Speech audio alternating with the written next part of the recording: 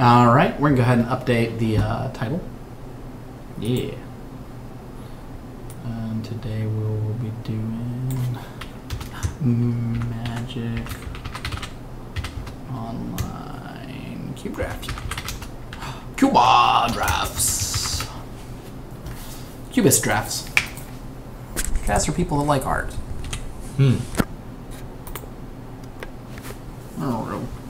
Alright, let's see what we got today. Play lobby. So explain what this cube is. Both because A, I don't know, and B, we're on the street. Alright, here we go. We will do a 4-round draft. And I do not have enough phantom points by 1. Yeah, okay. Alright, so this is essentially a cube. Well, that was quick. Yeah, they're cube. And we are picking from all of the best cards of all of Magic to make the most awesome decks. Cubes are essentially format between constructed and limited.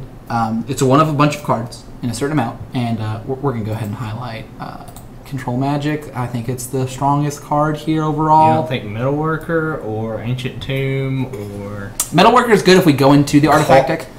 Koth, who's absolutely broken as Planeswalker. No, we're going to play real broken decks. And in real broken decks, Koth is fine in the mono red deck, but he's not even an all-star. I'd rather have the Sulfuric Vortex and cards like that. Really? So Control Magic's better than Metalworker? If we don't end up in the Metalworker deck, it's a bad pick. Metalworker often wheels. Because everyone does it. It's very speculative on, do I want to be in the mono red deck? Do I want to be in the metal also deck? Gush is pretty good. People are going to play much better creatures. Like Terracodon is the kind of creature quality you're looking at. So it's not a first pick though. No, that would be the big green deck. It's committing to a. Oh, the Dragonlord made it into the cube. Look at that. Yeah, it's okay. But often you don't want to commit to an archetype too early. You'd rather be just slightly open. Blue is one of the more powerful colors. Alright, so Balance is the card I'm going to reserve first. Nicol Bolas is strong but expensive. Sphinx is Steel Wind, strong but expensive. We have some lands, which we'll be looking to get soon. Reoccurring Nightmares, the kind of card that I would go in on if I didn't see Balance here. Vortex is the kind of card you go in if you're going mono red. Mono red is powerful. It's not often drafted. If you're the only drafter, you have a high win percentage. But you mostly play cubes for enjoyment, but also, you know, trying new things. I think the cards to consider here are Balance, Nicol Bolas, Sphinx of the Steel Wind, Recurring Nightmare, and Sulfuric Vortex. I'm going to go with Balance as my next card because I think it is the best card of all of these cards. The upside of Balance is insane. For those of you who don't know what Balance does, it's each player will chooses a number of lands, creatures, and cards, and you sacrifice the least amount. So if Brad has 6 lands and I have 5, he sacrifices 1 land. Mm-hmm. If I have 1 creature and he has 0, I sacrifice my 1 creature, down to whatever his minimum is. So there's a lot of abuse with Balance. We're looking to pick up artifact mana at this point, because then we can have artifact mana, like Mox and stuff, the Power 9s in this cube, and my opponent can't. Okay, so we're going to go ahead and highlight Durardi as a powerful Planeswalker. We're probably not picking him. Let's see. We have Honor of the Pure, Nature's Deed, Shallow Grave. So you see a lot of strong archetypes popping up here. Supreme Verdict is a possibility. It's a fine one. Top is the most powerful card here. Top is a good card. It's not super powerful. It's more of just a filler card that helps you filter. You should probably pick the Supreme Verdict then. Well, it is early enough that we could go into Durardi. He's very, very powerful in the artifact deck. I'm not sure I want to be there. I think you definitely want to go ahead and pick your colors early, though. You don't want a bunch of powerful bad picks you can't play. Yeah, I'm also considering Mystical Tutor. That's pretty good. I think I'm going to go with that. I think I would go with Supreme Verdict over that. Supreme Verdict might wheel. Mystical Tutor gives us more of a toolbox effect with something like Balance. Also, Hero's Downfall is pretty good in that. Yeah, it's true too. All right, so here we go. Let's go ahead and reserve Monastery Mentor. That's probably what I'd take. There's a Day of Judgment. Maybe we'll get one of the 2 Wrath effects. Or maybe we won't want them by the time we get back around. Actually, I'm looking between Azorius Signet and Sheldock Isle. The Signets are deceptively powerful. They're one of the best cards in the entire... I would take the Mentor over the Signet. Creatures are really easy to kill. You're not. That guy has prowess. He makes dudes when you cast something. Just don't cast him until you can instantly make a creature. I think Azoria Signa is actually better than Monastery Moon. This isn't like normal limited at all.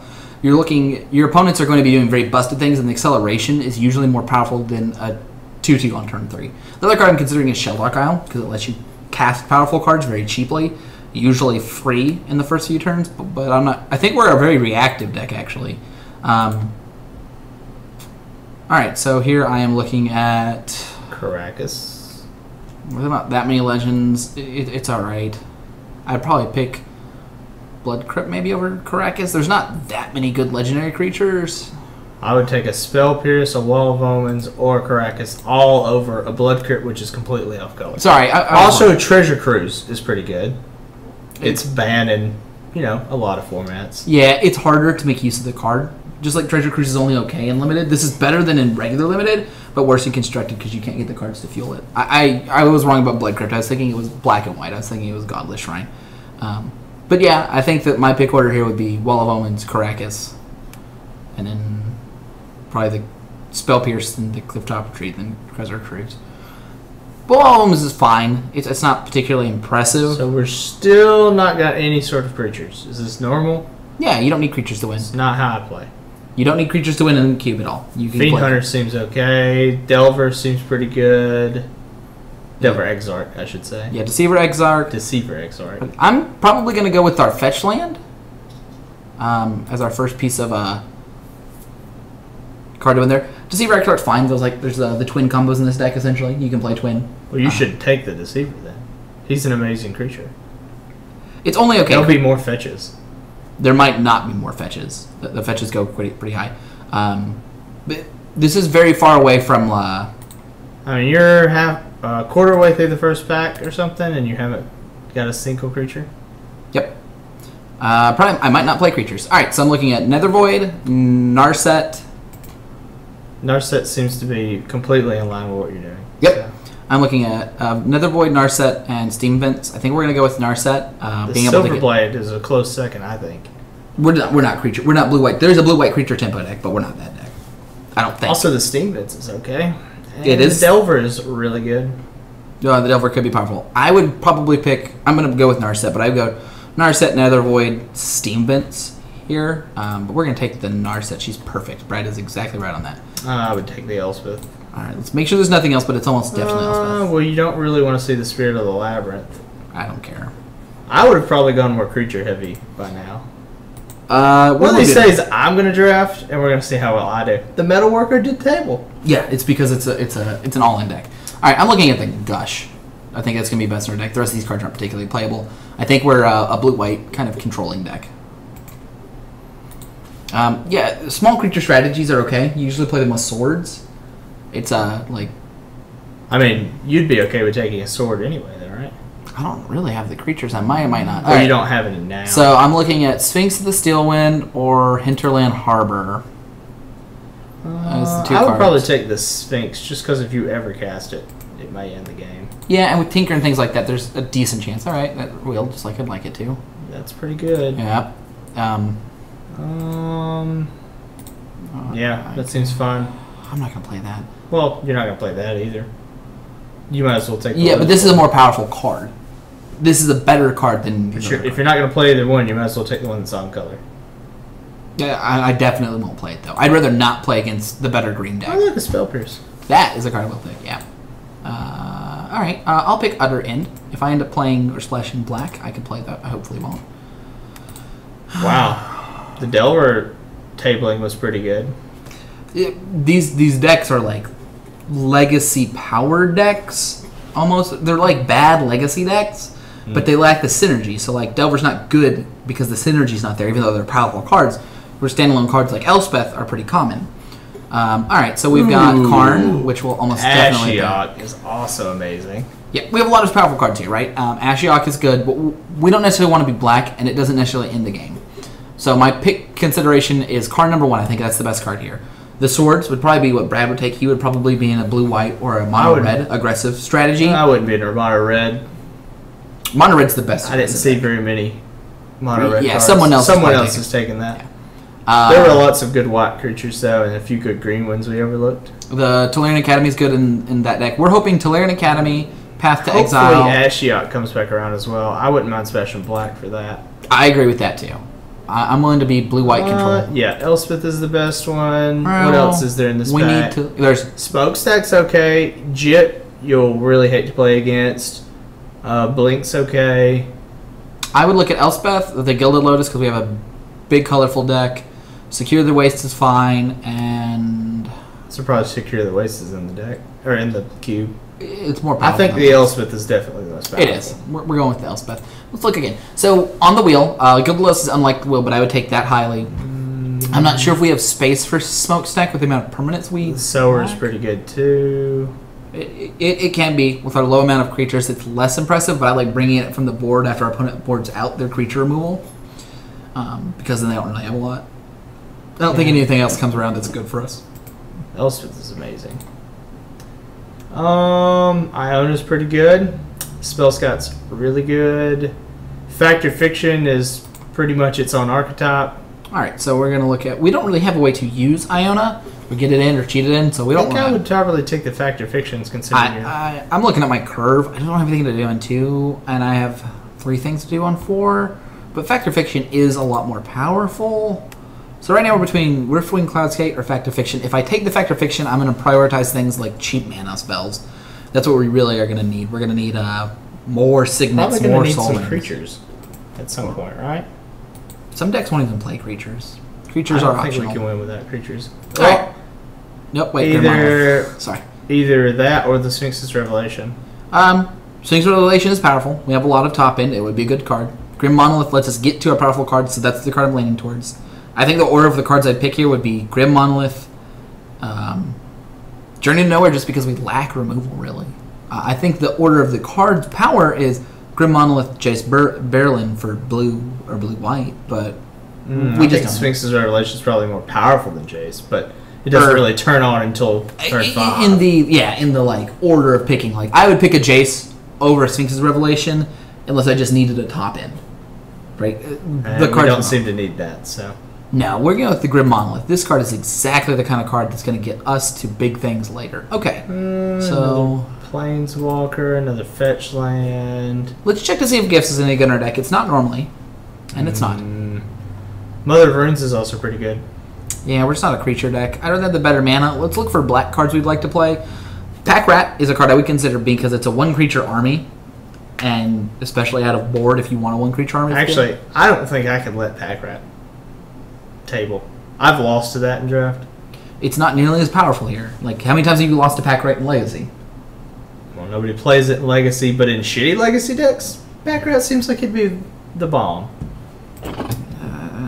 It's alright. There's a lot of sweepers and powerful things. Angel seems like what you want to be doing.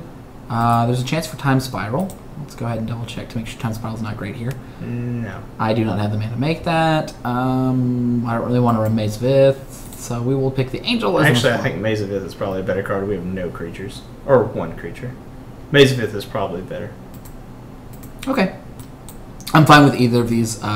There's a lot of fatties here. Doesn't look like anyone's taking that big fat deck. All 3 of these are premier fatties. Well, we're not taking any mana acceleration except the Grim, so we're not going to be able to play them fast. Alright, so... Ooh, guys, that's like perfect for a deck. How's it perfect? We don't have other creatures. It's okay. We don't need other creatures. It's a Geist. Alright, so I was leaning towards the Misty Rainforest, the Windswept Heath, but we will try the Geist to That can appease... end the game on its own. It can, and I especially like it because if we don't see it game 1, it doesn't look like the kind of deck that plays a Geist. There's not many things they can do to kill it either. No. Okay. So here we have the options of... I think it's actually Mirroring Crusader or Catacomb, and I think I'm actually going to lean towards the Catacomb in that I'm unlikely to be playing double white spells. Early creature spells just don't really fit in with the deck all that well, whereas Drowned Catacomb opens up the potential to play black if I want to play I black. think Mirroring Crusader is like way better of a card, so I would pick that one for the record. Alright, we will. Ashiok, definitely take that. Alright, we also have the Mana War, which I don't think we're picking, but if Brad was building this deck, he would probably pick the Mana War or the Secret of the Way. I would pick Secret of the Way, definitely. I would pick the Mana War. They're both very good. Yeah, people pay a lot of mana for their creatures, so you're looking at like someone A playing lot of a their two, creatures have effects, though, so Well, they'll just get them back. like a turn 2 Signet into a turn 3 5-drop or something like that would be pretty common. Okay. So here we have Momentary Leak, which we can't play. I'd probably pick Young Pyromancer. We actually can play Or Momentary Natural Order, or Woodfall Primus. Momentary Blink does protect our 2 creatures. I'm not playing creatures. Alright, I'm going to take That's up all Natural pretty Order. lame. I just don't want to play against Natural Order in case that pops up. Okay, so probably Pestermite or take Anna? Pestermite. We can also take the Villain. We don't have Mana Acceleration. It's not very good. I just like Villain Swell way too much. I think Pestermite's probably the best. Alright. Here we go. We're going to take the... Draw 2 Lion cards Eye and of discard 3 cards. A Edric or a Lion's Eye Diamond. All of these are not going to get played. So, Alright. you'd probably take the combo piece there because you're not going to play either one of those. The combo piece? Yeah. Wow, blue. We have a position where we might end up splashing black, and if we get the discard outlets, something like Sphinx of Spillwind can be reanimated. We could be playing blue-white, splash black with reanimation possibilities. Alright, so we've got... Whoa. Bribery. Crazy. You Mana probably Vault. actually want Bitter Blossom. I don't think black's going to be a main color, and it's not good to splash a card like Bitter Blossom. It's not good unless you play it on turn 2. Mana Vault's probably better.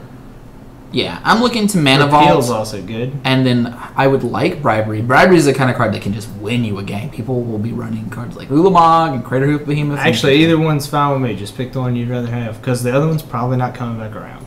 No, I'm going to take the Mana Vault. We have a lot of stuff higher to do already. Bribery's not too... Alright, so we've got Time Twister here. Wow. We've got Tezzeret. We've got Opposition, which isn't normally very good, but with both the Elspeth, it's very, very good. It's true. We've got the Mistress Factory. That's pretty good. We've got Strip Mine. That's the land I picked. Oblivion Ring, Strip Mine. Alright, I think I'm going to go... I need to decide between Time Twister and Godless Shrine, and then I'm going to hope to will Oblivion Ring or Opposition. One of those probably will.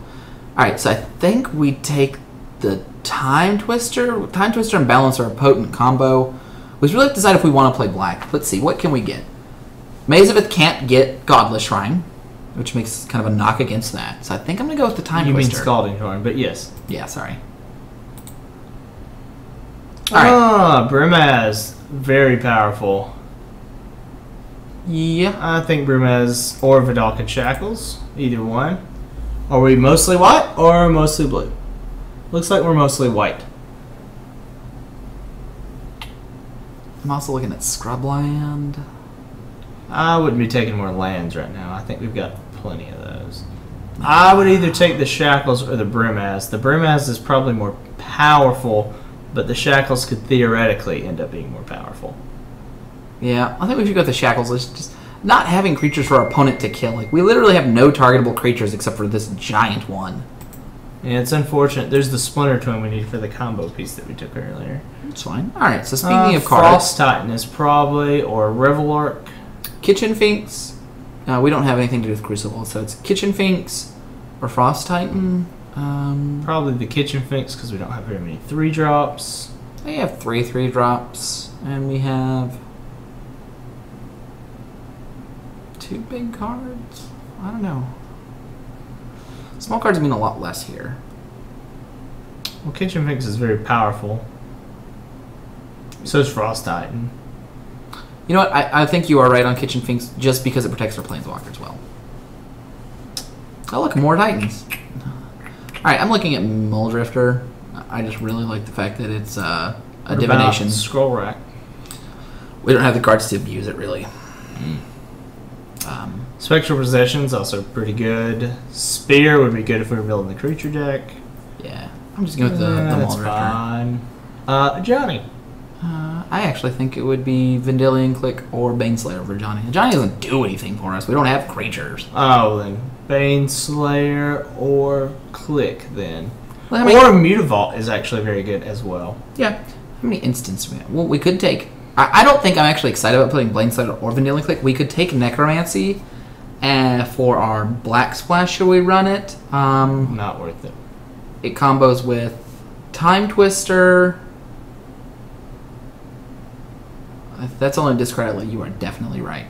Alright, we I really think have Baneslayer's over the probably- instant speed stuff. We have a lot of counter spells. Whatever you want to do. You better decide fast. Yeah, we'll take the Hey, Vincer. Let's go ahead and reserve him. See if he's got our deck. So things we don't. Pretty good. Well, let's see how many things we have. Wrath of God is also great considering how many creatures we have. In fact, I'm going to go ahead and say Wrath of God is probably the best because of our deck. 3. Yeah, we only have 3 things for Vincer. It's not really that good. Vincer actually takes a lot of work. We could take Thirst for Knowledge, though. I think we probably want the Wrath effect. We already have a Wrath effect. We have 2. We have Balance and Wrath. I don't know if we need a 3rd Wrath. We have how many creatures? 2? Yeah, we have no creatures we care about except for the Sphinx. I think we go with the Thirst just because it's instant speed draw. Or maybe not. I think the Wrath is probably Yeah, with the Wrath at the last moment. Alright, so here we go. We can pick Flooded Strand, which I'm heavily leaning towards, or Unexpectedly Absent. Winter Orb works really well with Balance. So my thought behind Flooded Strand is we actually already have enough playables. I don't think I'm really going to play Unexpectedly Absent per se. You're not going to play Frantic Search? Nah, I have playables. I'd rather have just better mana. Really? Frantic Search is like free. It costs me a card. Okay. Doesn't it draw you 2? No. It's discard 2 cards, draw 2 cards, untap your mana. So it costs you a card. Alright, we've got Repeal, Imperial Seal, Repeal. Underground River. Repeal is the best. Aren't we playing kind of the tempo deck? We're just playing basically a 2-color control deck. Do I want to play black is the real question. I don't think you do. 1, 2. I do not. And I'll be playing 1 source for that at 2 picks. You know what? Oh, Strip Mine Wield! That's crazy! Oblivion Ring wield as well. Yeah, so we actually have 4 choices here. Alright, so how many creature producing things? Untapped creature you control. You probably just want the Oblivion Ring. Oh, it just outwins the game with something like that, but yeah. I mean, opposition is powerful, but Oblivion Ring is 3 mana removal. You don't want the Godless Shrine. I'm running the Sphinx. Oh god, we willed the fucking Scrubland. I think you should probably take the Brimaz, but whatever. I think I'm actually just going to run definitely take Lingering Souls. Yeah, alright. I guess I'll take all those suck, so it doesn't matter. Actually, I'll just take Sphere. Jeez. Yeah, you definitely take that. Jesus. That should not have happened. Some of the picks are weird. I think we were the only ones playing this archetype, even though I'm not sure I like this archetype. Alright, so I like 2 or 3 color control. You probably would have played a lot of creatures. Yep. Creatures are... And creatures will trounce this deck.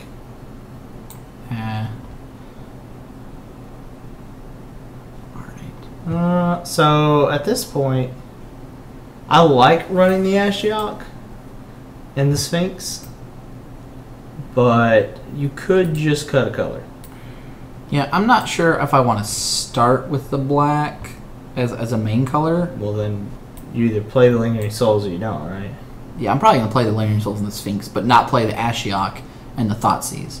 Because Lingering Souls is fine to play in the front half, even if it's just 3 mana to get 2 So Ashiok's just way more powerful, though. But if I don't get it down early, it's not a card I can play with just a few black sources. I need to count my black sources first.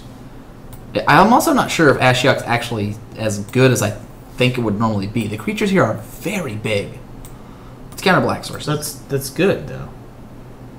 Converted mana cost wise, very big. If people are only playing big creatures, though, which certainly everybody's not. Yeah, some people play very small creatures. But Ashiok is great. He will instantly take the aggro. She will instantly take the aggro off of us. It's also maybe true. Alright, so that's a spell. And we've got lands. Okay. 24. Well, that's really close to what we need. So you haven't actually cut the black yet. Are you planning on doing that? What black? You've got Sphinx still in there. Yeah, I've got Sphinx and Lingers. I'm running Sphinx and Lingering Souls regardless, because I can run the black just off of Godless Shrine Scrubland for cards that are 8 drops and flashback spells. You are going to play the rest of the fetches, right, and stuff? Yeah, I'm going to play all these lands. I'm just looking at this right now to see where we want to cut. And what we need. Alright, so we want to be a control deck. What does Vincer do for us? What does Vincer do for me? Wall of Omens is a good target. It's only target creature you control, right? Target permanent you own. Ah. So there's the wall, there's Muldrifter. It lets you use Elspeth's minus ability and then And reset her. It That's resets pretty- it, and control magic. So it's got 3 decent targets. So it's probably not worth playing. Muldrifter's pretty good. It's not worth playing. No. Alright, so What's the second ability? Creatures something or another? creatures you control. Creatures can't be blocked this Yeah, turn. not very good. Alright, and we already have 4 planeswalkers? Yeah. I still think Ashiok is worth playing. He may be. I'm not sure we have space in this deck. I think I might just run the 2 colors. If I'm running Ashiok, then I'm also running Drowned Catacomb. Well, I already have 3 sources. I didn't of realize we had a Bazaar of Baghdad. I'm not running Bazaar of Baghdad. My thought with Bazaar of Baghdad was if the more discard things came through, we would play like the Necromancy and something else. They didn't pop up. Alright, so I actually kind of like what this looks like, but we can add Thoughtseize, Ashiok, and Utter End for a black splash and probably a swamp or 2. We can possibly play... I think just the Ashiok. Ashiok is also very bad in some matchups. It can be a sideboard card. I think black is the sideboard color, where I just want to interact more. So you want to cut all the black, or you want to keep the Sphinx? I'm going to keep the Sphinx either way, just because I have 3 black sources no matter what, and it's a nice way to play. I don't have to keep the Sphinx. I mean, it's not necessarily great. Well, we aren't one too many cards. We have Mana Vault, Azorius Signet, and Grim Monolith. We're not necessarily at 1 too many cards. So what's the land look like right now? Pretty good. But I want to look through here and make sure there's no spells we don't want. Alright, so Mystical Tutor, what do? You get Spell Pierce, which I may or may not play. Balance, which I'm definitely playing. Linging Souls, Time Twister, Wrath of God, Fact or Fiction, Supreme Verdict. Supreme Verdict, Gush, and Repeal. That's pretty good. Alright, so I think I'm gonna actually Cut the Spell Pierce. well, it's my only the counters didn't come around. There's a decent amount of counter spells in here, and I really just don't have Do you have of them. any? Other than Spell Pierce, no. Huh. It's a little lame. You can put it back in their hand with Repeal. I'm more worried about the spell decks than the creature decks. I think we got the creature decks on lock with Supreme Verdict, Control Magic, and Wrath of God. I think I actually might take out Wrath of God and pull it in when I want another counterspell. Some decks do not run many creatures. Well, I think if they don't run many creatures, the creatures they do run, you're going to need to kill. And since you can't counter them, Well, some don't run any creatures. I think we're the deck that doesn't run any creatures. No, they're decks that run no creatures. The storm decks, like pure storm decks. All right. You want Vincer with your walkers and balance?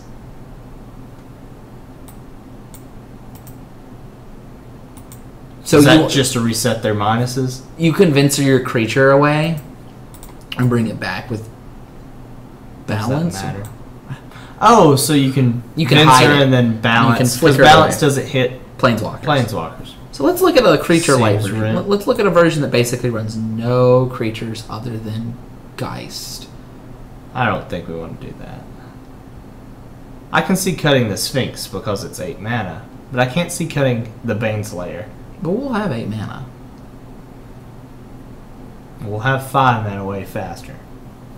Yeah. What if we didn't run any creatures that weren't value? What would that look like? Well, so I don't know if I like this many Wrath, because Balance is a Wrath. Supreme Verdict is a Wrath.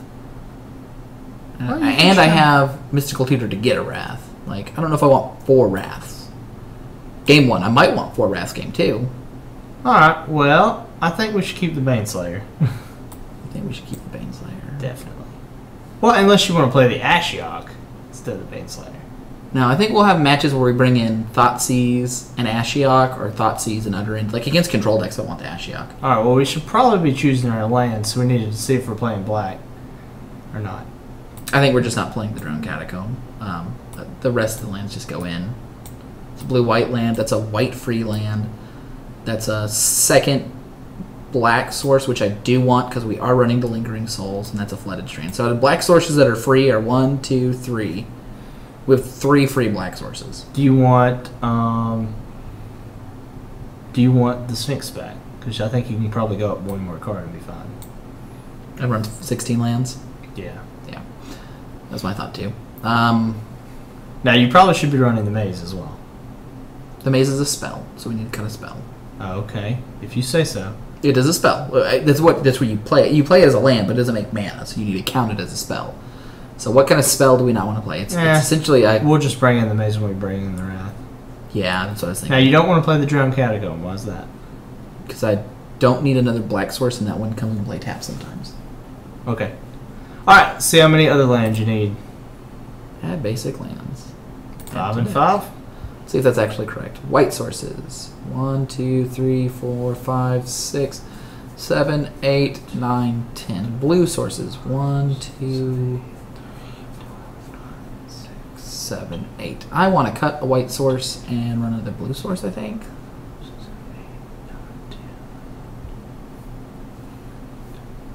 No, I think you actually want it like that. You want to run an 8-10 split and not a 9-9 split? Let's see. Godless Shrine of Blue produces what? Glacial Fortress produces the colors you need. The cards that produce... There's 2 more white sources. Scrubland produce... Okay, so you probably could cut a plains and put an island. That's what I was thinking I wanted to do.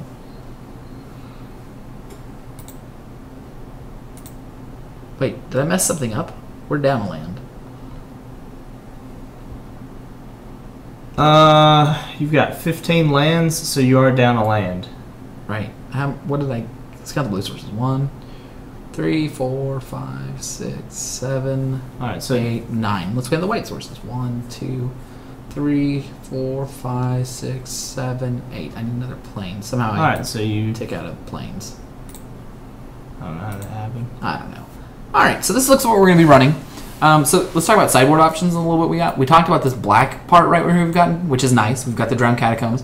We've got a Maze of Ith, a Wrath of God, a Kitchen Finks to really slow, a Pestermite, and a Spectral Procession. If we need to slow down the games against the aggressive decks, it's going to shift that way. The decks I'm worried about are the very heavy combo decks. We actually didn't get a lot of disruption. We didn't get counter spells or a lot of discard, so I'm not particularly excited about our matchup against hard combo. Now, I didn't see a lot of hard combo pieces. They're there. You have the Metal Worker decks, which we do have decent matchup because they're artifact based and they're creature based essentially. But there's also there's a Storm deck, as our listener Nimble Mongoose pointed out. Frantic Search didn't wheel, so it's less likely that the Storm deck is existing. I would like to play first. We have 2 lands and nothing we can play in our hand. Keep. We have also a Gush. Gush we can't play. Yeah, we have fine control elements. I mean, we'll probably draw land within the first 3 turns. And it's not like we have better moles against combo decks. It's not like we have good... we have Spell Pierce. Alright. It's the wrong half for our deck, in my opinion, though. Oh, we're playing the mono red deck. Well, looks like we'll be boarding into creatures and shit if we don't die this first match.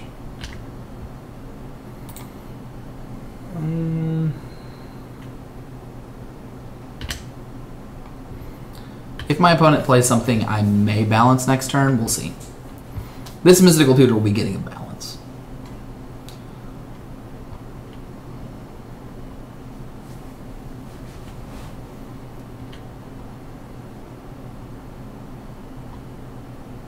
Okay. Have another 1-drop?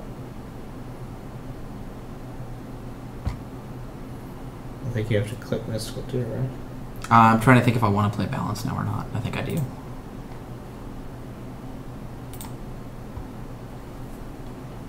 Which is unfortunate. Alright, I can't play Lingering Souls. Repeal's not good, so balance.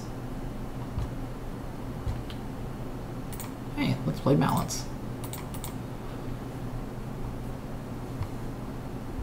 Are we going to have to... No, we're not going to have to discard. Nope. How nice. Balance is a really good card. 2 for 1. Yeah, that was a bad balance too. Good balances are way better.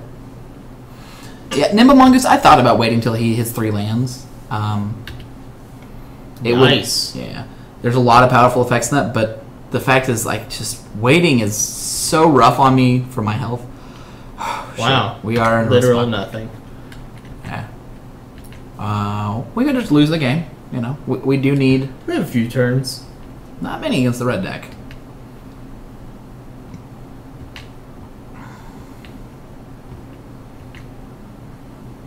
We have a good sideboard. That's the part I am excited about. Oh, you know, not drawing any lands is, you know, not good. All right, so let's go ahead and play Vidalcan Shackles. Yep. And then plan to steal his stuff. We will be sideboarding out Vidalcan Shackles and Sphinx probably next game. They usually bring Tip, don't play Gush. Oh yeah, right now. I mean, we might have to later. So if Vidalcan Shackles loses the islands, do you lose the creature? Or once Yes. you control it, you don't care. Nope, you don't care once the Vidalcan Shackles is tapped. No. You can F6. Oh yeah, Nimble Mongoose is talking about gushing in response. Usually I would agree with that, but the mono red deck makes a lot more use of its low mana drops than I do usually. It appears that there's some sort of big red deck, which I didn't expect, but I didn't want to gush in response, make them lose their lands, which is nice, but then them recover off of just a couple lands. Wow. Obviously they have a bigger converted mana cost, a very good scaling red-white deck, so... So what did he go get? You might have to click something to show it. Yeah, it'll pull up in a minute. Figure of Destiny. What's the other card he pulled up? You have to click up his. Oh, he just revealed Figure of Destiny. Oh, so he doesn't even have that many one drops. Yeah. All right, so we are hoping to draw a double white source, which we do not have, nor is it possible to have. We're going to pass the turn, and we're going to Vidalcan Shackles in response and steal His his attack step. Magus of the Moon. Why wouldn't you steal the flyer? Because I want the Magus of the Moon to die so that I can cast Supreme Verdict next turn. So what if he doesn't attack? Would you steal that? Except with a flyer. I guess that's just as good.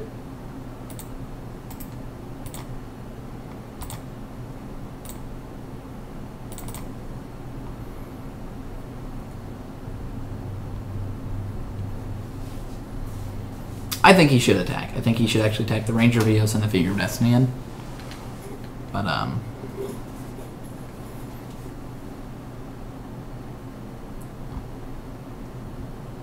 yeah, Nimble, the line of using the Gush with the balance is nice.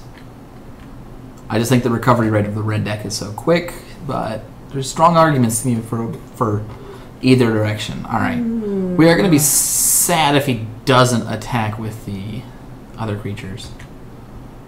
So you're definitely blocking that one, right? Yeah, definitely. Or does it have first strike yet? I don't care.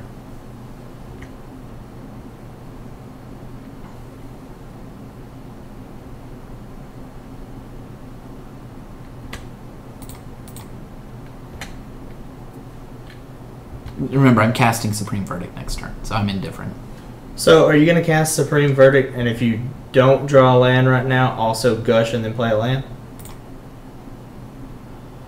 I am going to play Supreme Verdict first, and we'll see where he goes from there. So let's tap the white. But yeah, I am probably going to gush this turn, play land. Alright, we're hoping our opponent doesn't hit us with a lightning bolt, and then buy back Chandra's Phoenix, because then we lose. Or true. A strong possibility. Alright, so let's go ahead and gush. This card is really good. Gush is a totally not fair card. Oh, nice. Probably just play an island. Yeah, I'm going to try away. That's pretty terrible draws.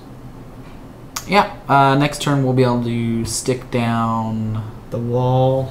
probably a Fact or Fiction. We really just need answers. Oh, well, I guess we're going to lose the game. Because we don't have a counterspell. Oh well.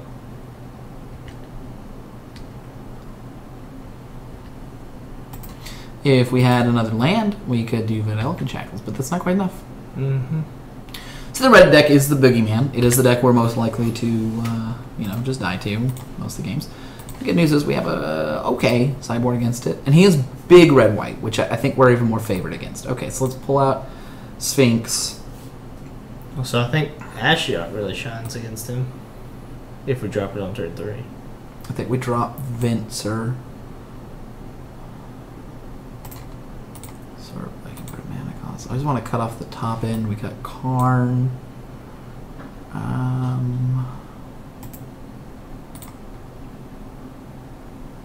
Man, it's hard to read those things.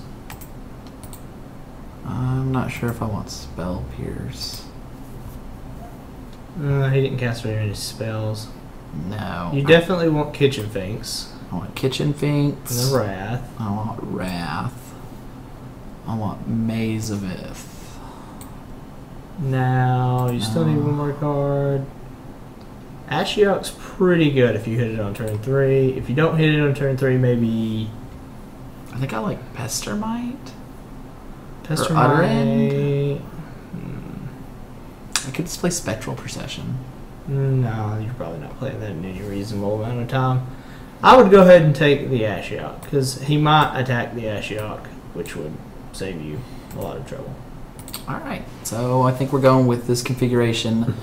I would consider dropping Elspeth for something else. I think Elspeth's your best bet, because if you get to 6, then Elspeth will hold down the ground. Alright, we'll give this a try. I just don't think there's anything better than Elspeth to put in. I agree. Nimble Mongoose, they overextend. We're running a bunch of Wraths. I think we'll be good on this game. We're go ahead and keep this. Lands. Not just lands, also control magic. So we start with Dragon Catacomb. do we? Yeah, because I can have white open in case I want to do something else later. I think we start with a Plains or Island, but He's not going to play around stuff. He's just going to run his stuff through our stuff. Did you want to do that because of the Magus, or just to have mana represented? basic lands just seemed like a better idea. Does our opponent not have anything? That would be crazy. Well, they didn't have anything the last time, did they? Oh yeah, they did actually. Alright, let's go ahead and represent all the colors of the moon. Alright, so I think next turn we're going to drop our island. I'd like to get down our Fact and Fiction. But we may have to play a turn for control magic. Wow, our opponent's just going to lose. See, if he plays a creature now, I would have played the Maze, but it doesn't look like he's playing creatures. Which means turn 4 Narset looks pretty good. Now, of course, if he plays the turn 3 Magus again, like he did last game, then that completely shuts you down for playing anything on turn 4. Oh no, does it? Gutter Snipe is a weird deck. This guy's weird. I'm going to steal it. I don't want to take a bunch of incidental damage. You don't want to just cast the Narset? If he plays a sorcery, he can do a lot of damage to it. He can do 1, 2, 3, 4. He could do 7 potentially. Gutter Snipe can represent a lot of damage. It doesn't normally, but I mean, there's so many better creatures you could steal later. Yeah. Just really trying to buy time. There's no way his deck beats mine over time. That's a good point. And Gutter Snipe can be in a position where I'm having to deal with his other threats, and Gutter Snipe is doing incidental damage every turn. I mean, you are about to cast an instant, so... Sure, whatever. I'm about to play a Narset next turn, actually. If he doesn't play a better threat.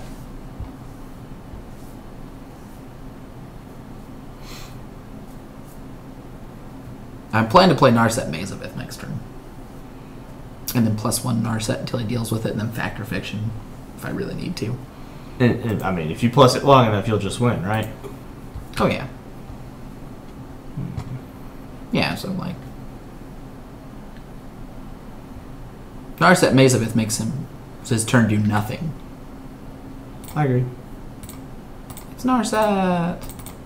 Look at him go. So just plus... Yep, we just plus every turn. And don't bother attacking? Nope, if he plays a hasty guy, he has to deal with both.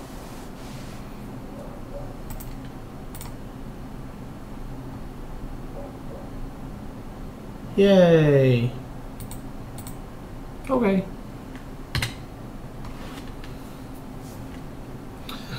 See what our opponent goes with here. If they go with a burn spell and an attack, I mean Narset's really hard to kill, especially. They can't attack with their creature. You maze it. Yeah, even if they play a hasty guy and do it, it's still not enough. I mean 7. Well, they're not playing. You know, we could hasty do. Guy and Next turn we can -2 in Fact or Fiction twice in a row. We have way too many cards in our hand. If we don't draw that anything, could be amazing, but it would still be good. That's what we're gonna do if we draw. I think plus winning 2 more times and then -9ing might be better. I mean, what's the emblem do? Every time they you can't cast play. They can't play non-creature spells. They have to win with creatures. Oh well, that doesn't really mean much against them. It's a burn deck. They got shit that does that. He probably has more than one non-creature spell. Or this is the world's shittiest Secret of the Way. I would not run Secret of the Way with enough burn spells to make a difference. I'm sure he's got some. And a Gutter Snipe. Like, these cards make me think he has some. All right. Flooded Strand, I think, would be a good play. Just to thin your deck for the double Fact or Fiction. We can. Not to mention 2 basic islands would be good. I like the argument 2 basic islands. But you already have one in your hand, so it doesn't matter that much.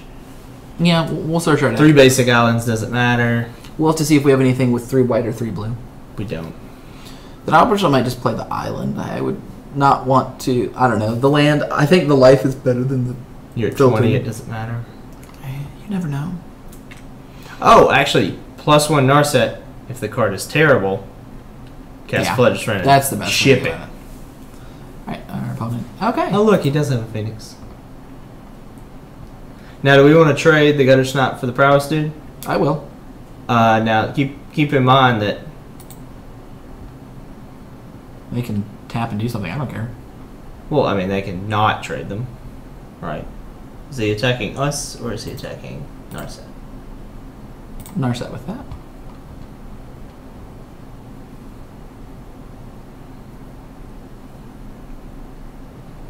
What is that? It's the effects of that card. Oh, Sure, play a card.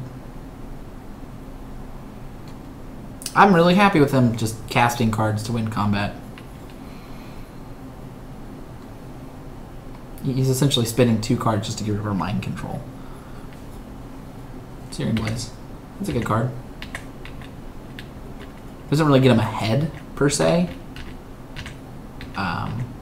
that's actually a really meh.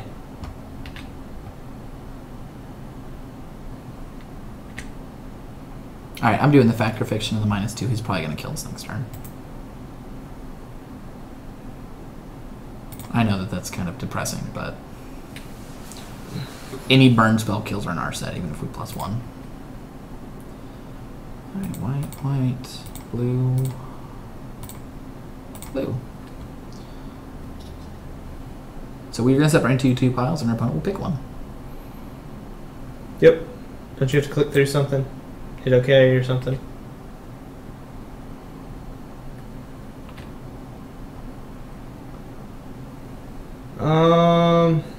He separates it. Oh, he separates it. Alright, so we take the one with the... Supreme Verdict in it? What? We didn't play land yet. He thinks we're mana screwed. Oh, wow. You're so good. We'll go ahead and play No, we gotta resolve a second Fact or Fiction. Island. Don't we have to resolve a second Fact or Fiction? Next turn. Oh, it has Rebound. Which is better for us, because that'll let us make better information later. So good.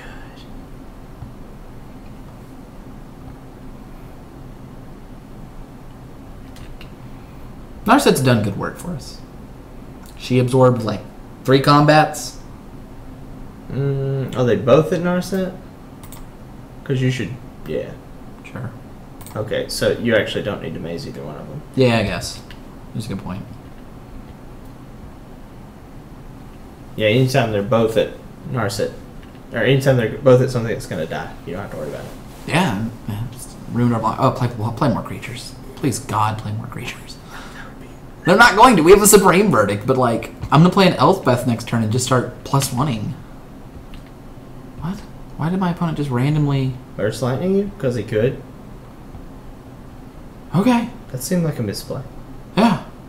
Oh, it seemed like a big misplay. I have no idea what my opponent's doing. I don't either. Are they giving up? Well, I mean, the Creator's Clause does 2 extra, but he only did it for... Oh, okay. We're discarding our hands. Oh! Okay, we Wheel of Fortune. That was awesome. Yeah, I'm okay with that. Um... Alright, we're going to have to hurry up and win. I would just cast Balance. Yeah.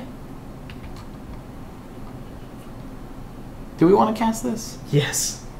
Okay. Just okay, right? And if we don't like the cards, we'll just throw them away. Well, we only have 16 cards in the library, but this will put us at 15. So we'll be at 10. We'll have 10 turns. That's plenty of turns.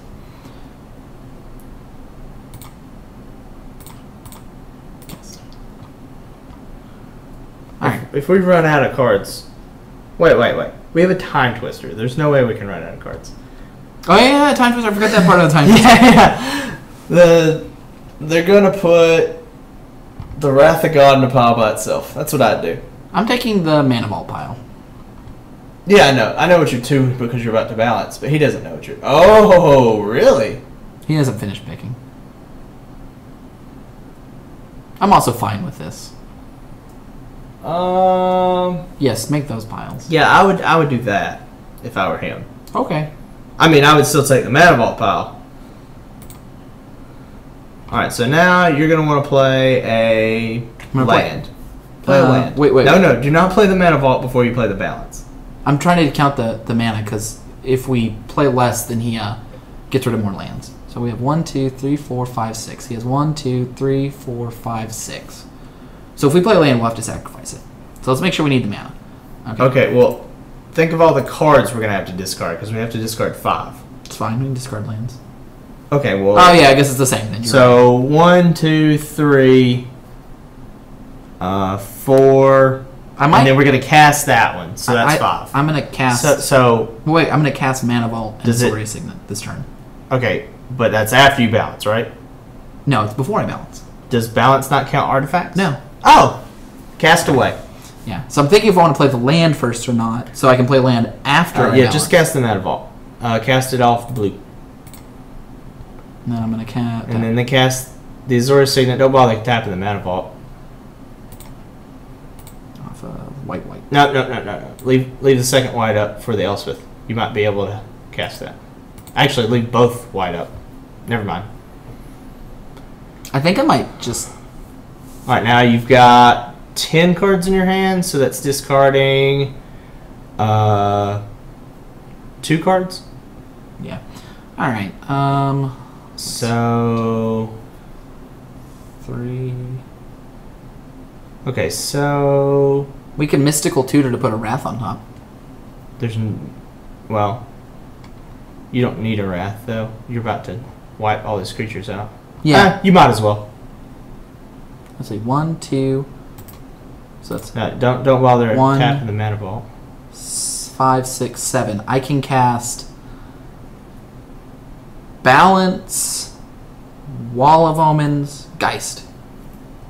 Okay, are you going to cast Mystical Tutor as well? That's 1, 2, 5, 6, 7. Or I can cast Balance, Geist, and Mystical Tutor. I think I'm going to keep the Mystical Tutor. Balance, Geist, okay, cast Mystical Tutor.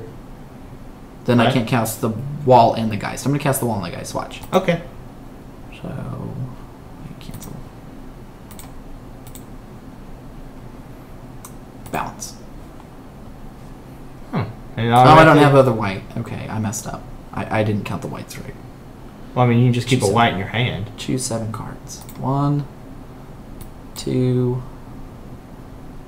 3. Did we not play land yet? We haven't played a land yet. 4, 5, 6. What? 1, 2, 3, 4, 6. Wait, am I choosing the cards to keep or discard? Oh my god. I don't know what just happened. It did it backward of what I wanted it to do. You clicked and unclicked some cards several times. That you should have slowed down for a second. Well, I guess I didn't want Time Twister. Shit, man. Alright. Let's go ahead and play my planes. Wow. If you lose because of this, that's a game error. Alright. Yeah, balance works. You still had mana floating. Oh, alright. Well, let's just end here. No. Play the planes and play the Can't wall. play the planes. I can play land. Man. Yeah. This It's not is- clear. Yeah, this is really bad. So you were clicking and it was stupidly highlighting stuff? Yes. And you just kept clicking and I didn't know what you were doing. I was trying to unclick them. I wasn't sure what was happening, but whatever. Alright, let's see if my opponent has a barrage of things to kill me quickly with. They have to do 15 damage. It sucks, though, because Time Twister's really good with Mystical Tutor. Yep. Sulfuric Vortex. No, cancel. I will repeal that next turn. Yep. Well, you should repeal it after his upkeep. Oh, yeah. Also, he'll lose the game if he keeps Sulfuric Vortex out. I will be attacking him for 6 next turn and playing a Wall of Omens.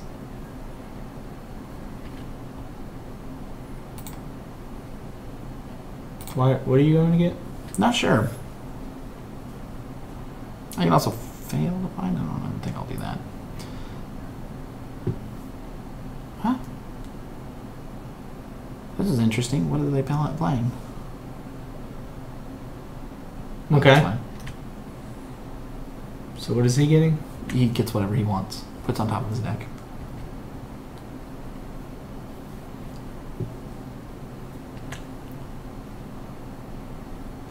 I'm going to get something to get rid of Dual Caster Mage. You already have a repeal.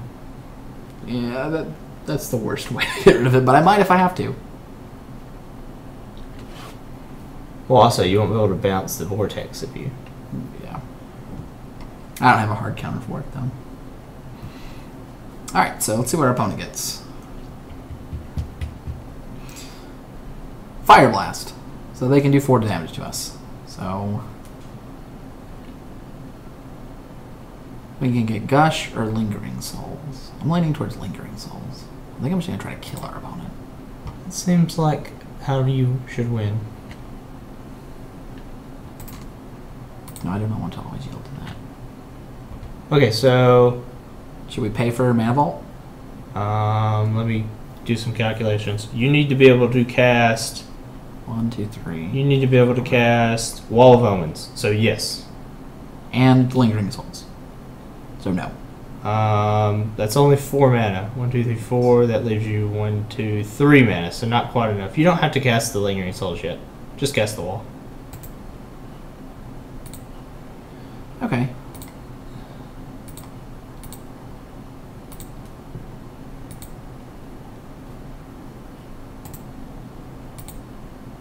Yeah, okay. Just okay.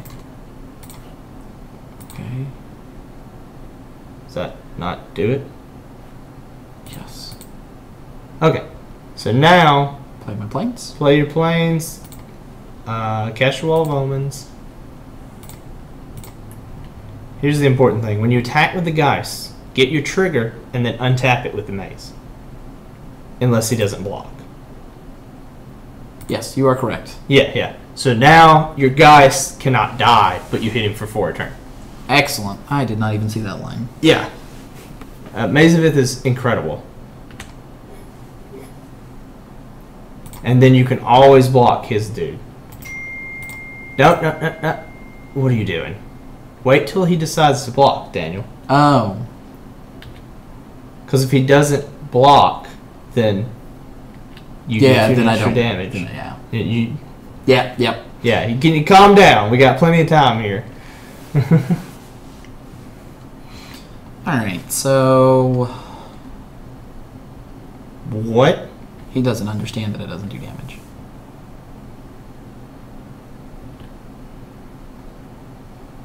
I didn't even know you could declare it as blocking. It's still an attacking How creature. crazy. It's not removed from combat. Alright, well, we can repeal anytime we'd like. You can actually cast the Lingering Souls by tapping your Mana Vault if you really want to.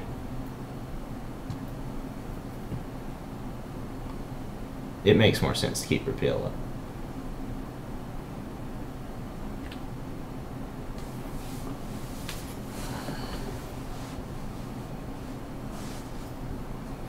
Alright, so our opponent has a Fire Blast.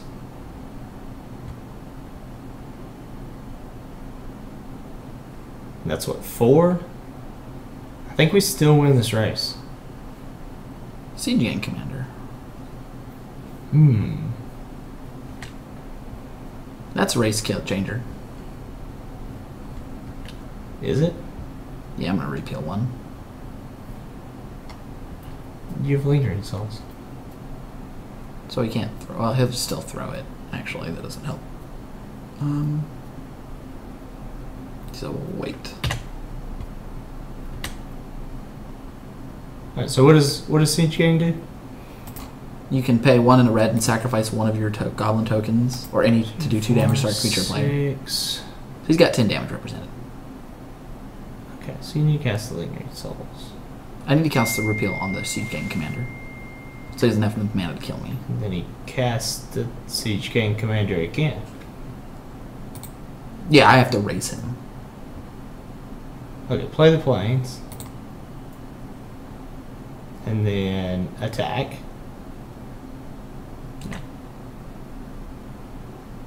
This time let him declare blocks first. Yeah, so I actually really messed up with the balance. Yeah, it was just stupid the way it was done. Yeah, it's been a while since I played with the balance. I think you... Well, the highlighting wasn't very obvious. Okay, so now you, Maze of Ithir.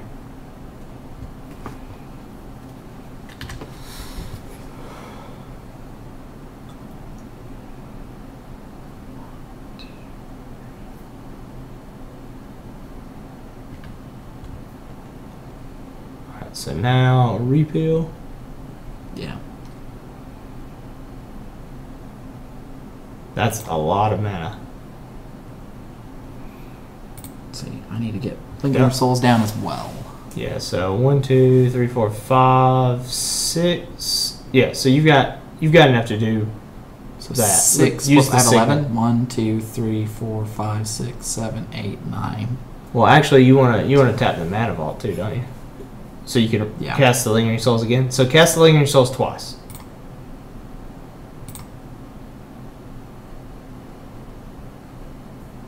I've never flashback a spell, so. Now you do realize that repealing that will eventually kill you, right? I have to win before he kills me with Sulfuric Vortex and Fire Blast. He'll kill me next turn otherwise. That's 6 plus 4 more plus 1 more right there. Okay. So I'm just buying time. Hope it's enough time. Me too.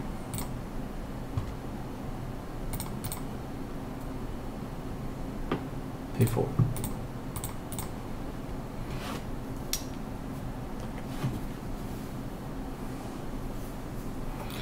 Be smart and we'll throw a goblin at you. 4, 5, 6. Yeah, this way we'll be at 1. We'll be at 10. We've got 1, 2, 3, 4. You've got 8. 8. And a Sulfuric Vortex. I think we win unless he plays something else.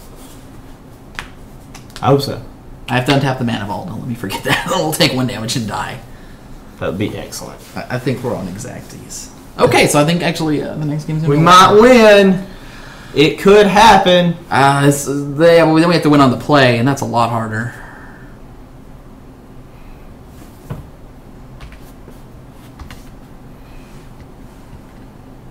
We drew a card, right? Oh, he's got to respond one more time, right? Did he throw the goblin at us? Yeah, he did. Oh, that's not very good for him. He's getting Chandra's Phoenix back. Ooh, I didn't know he had a Chandra Phoenix. I Does the didn't. Wall of Omen not fly? No. Oh, well, 2 tokens block the... Yeah. Or, he'll probably leave it back to block.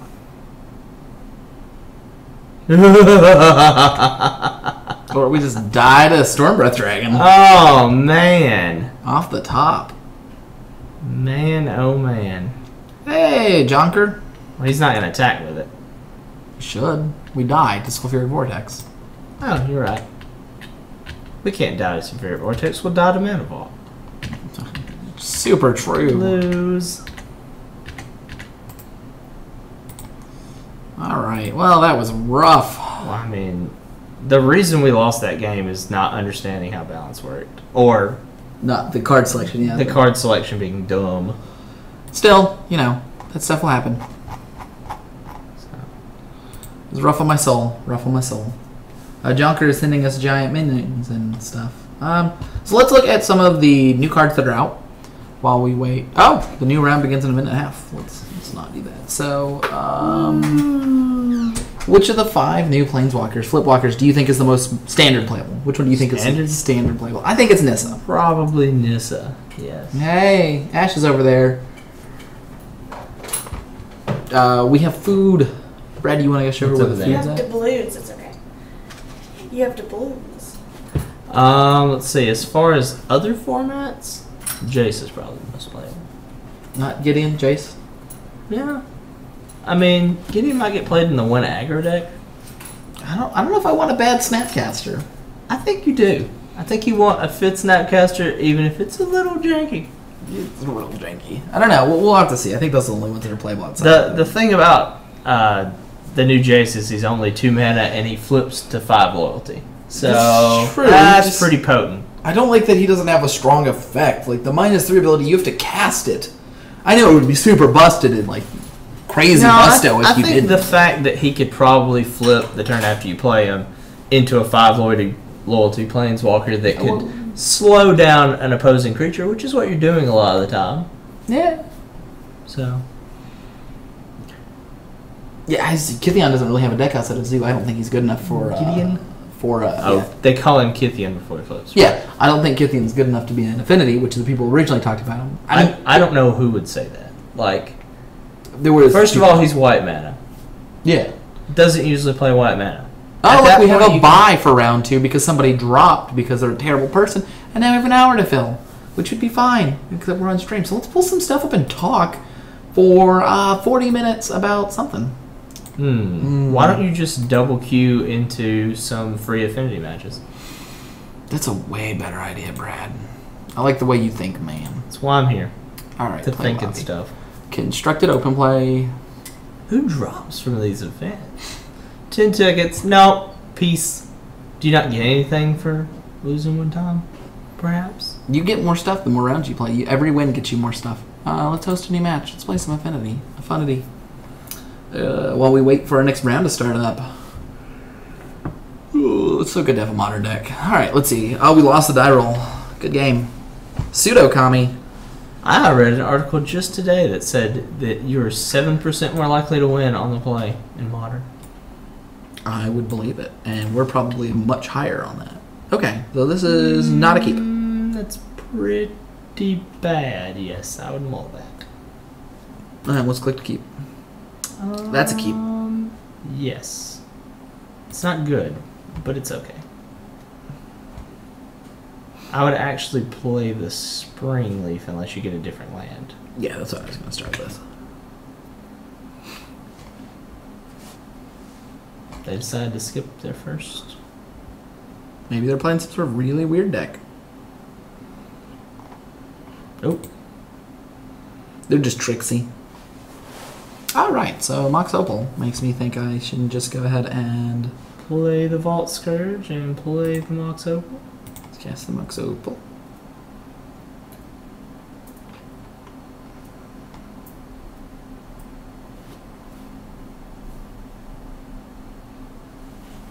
Oh, here comes my opponent's counterspell. Really? They have a null counter target artifact. Wait, this is sorcery. No, envelop is sorcery. It's a null. What? They're gonna really do that? I don't think they will. I think they're gonna get a Shockland. No, they just got a straight plains. Alright. What? Does that counter the Mox Opal? No. Okay, I've never actually done like. It means we can't play another spell though. I am super excited. Well, that was fun. Next turn. Yeah, our opponent played a silence, which is actually decent in this particular position, but usually is very bad. Well, I mean, next turn we'll just play 2 spells. Yeah. If we played a fetch land, our opponent could theoretically silence in response to a fetch land But we didn't. and prevent all spells from being played that turn. But like they don't get priority until after we would cast something. That's random. Alright, so now we're trying to get up to 3 artifacts. Have light. Yeah, let's go back and blast that scavenging ooze. That seems fine. Yeah. Next turn we'll play Springleaf Drum, Wild Scourge, Galvanic Blast. Only if we draw mana, right? I could be counting correctly. You could definitely be right. You are definitely right. We did not. So, I would probably just cast the Vault Search.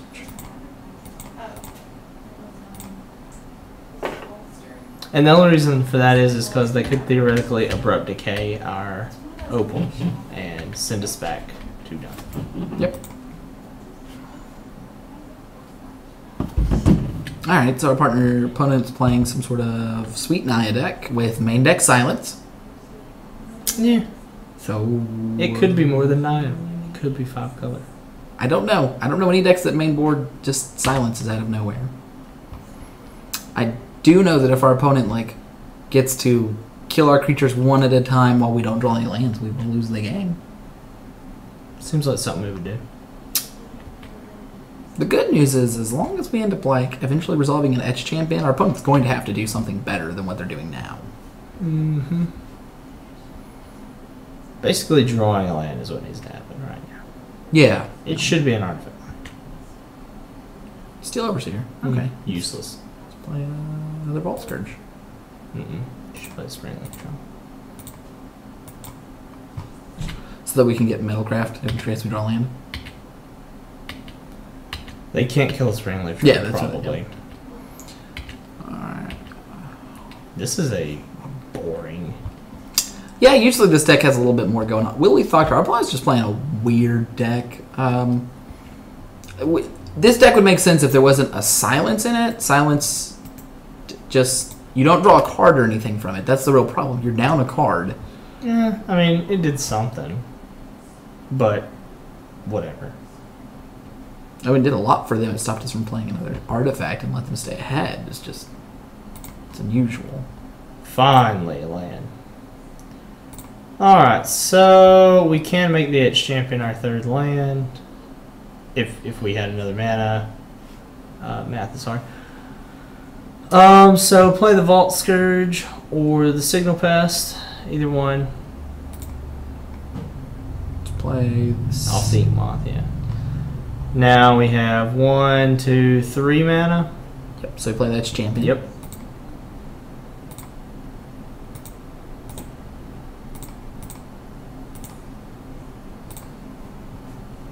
And now we're pretty much stabilized.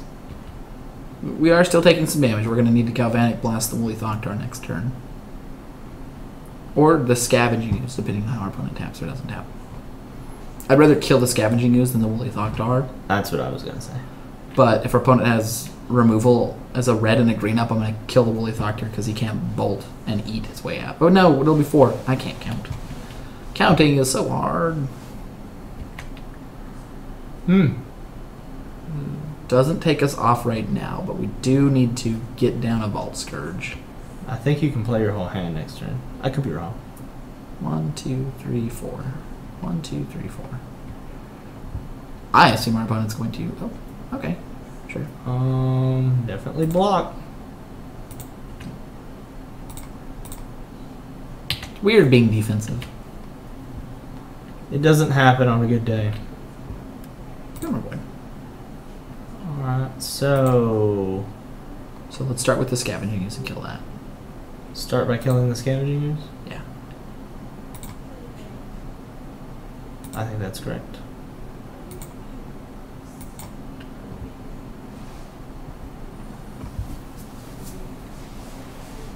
Actually, it was probably correct to do a Vault Scourge first.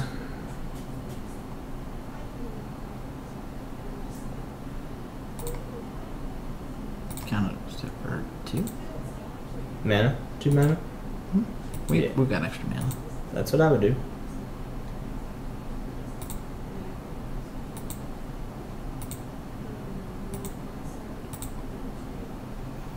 Alright. Now our opponent needs to kill our Still Overseer with his Crystallic Bride Mage right now. Or before our next turn. I would do it now for mana efficiency's sake, but I guess you can attack with a 6/5 and get it blocked by the Protector from All Colors Etched Champion. Oh, you think this is a Scepter Chant deck? I didn't think about that at all. Like some sort of Naya Scepter Chant. Huh. Yeah, that would make sense. You just normally see it in a more controlling shell, but I guess it could be in a weird one. Isochron Scepter lets you copy an instant. You can silence every turn. And I guess this deck could also People actually bolt. play that? Used to be a Legacy deck. It doesn't have quite as many. What is my opponent doing? Nothing. Wasting his time. Giving you a Pride Mate into the face. So what do I... You still block the 5/4. Do I double block here? No. Take the 2. I could take the 5 and go Nope. to 4. Go to 4, you die. He's got enough burn in his hand to kill you, or he wouldn't have done that. Oh, that's true. They always have it. Your opponent always has it. It's always true. Well, this is a safer way to play. In Legacy, they never have it. In Modern, they seem to always have it. Well, the good news is if they don't kill Vault Scourge, we can get 2 life every turn. Now you get 1 life every... No, you get 2 life every turn anyway. Yeah, that's what I meant. Let's go ahead and cast. Oh my gosh. I guess they have a stop on their draw for Scepter. Path. Okay. Whatever. Yes, I will. Oh, right. This version doesn't play 2 lands. I had to. I've moved to, in paper, playing...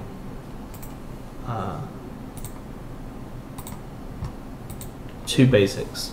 Alright. 1 well, red, 1 blue. I'm going to put my opponent on the poison plan right now. Just because I want to keep my Etched Champion back not to die. That's a good plan. Yeah. If they have a bolt, they're welcome to bolt the Inkmoth Nexus. Just 1 less bolt to my face. Yep. 4 more turns at the current stage.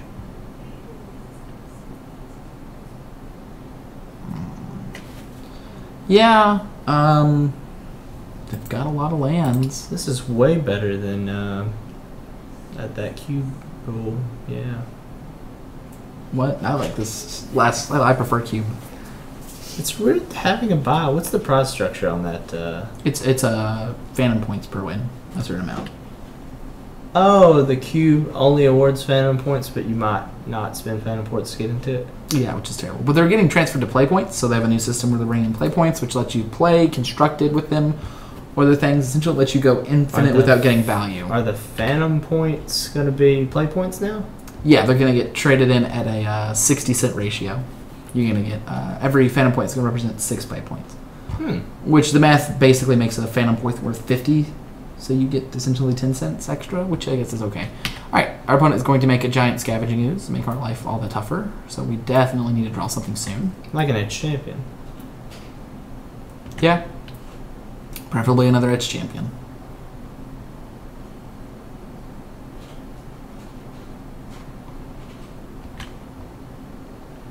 That'll work.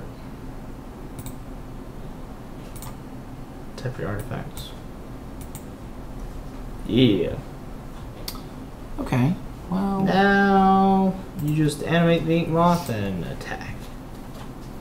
Yeah, we unfortunately just attack for 2.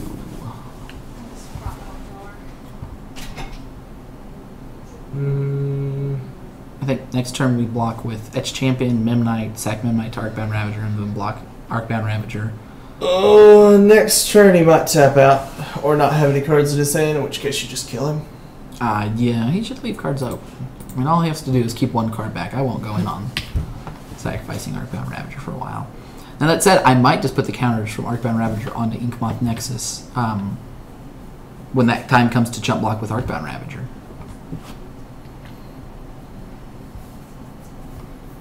Yeah, that's fine.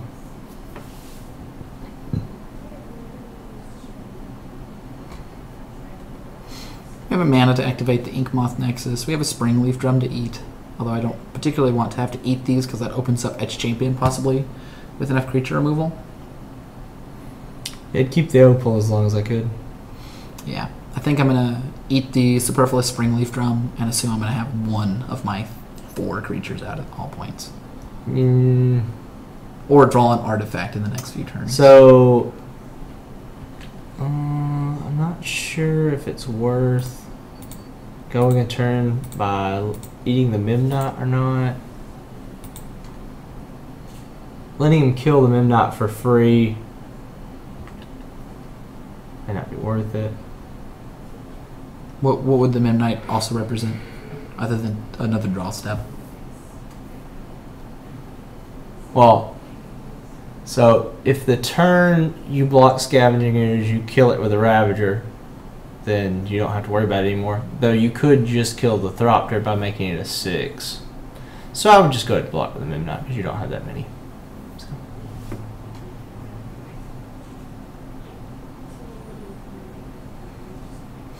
Now I can sacrifice these 3 things and have my 4/4 trade with his creature. Yeah, only because he doesn't have green mana open. Yeah. You think I should do that? You think I should trade my Arcbound Ravager and some cards for this and keep my Edge Champion back to block his Willy Thought-Gar? Nope, too close to not having Metalcraft. So be sure you, after you declare block, sacrifice them. Oh, we're not in blockers yet. I'm just being stupid.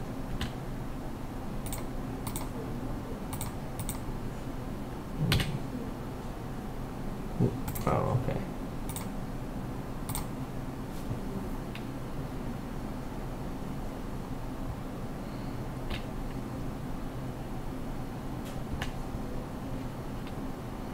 Another free block. Let's go ahead and attack first.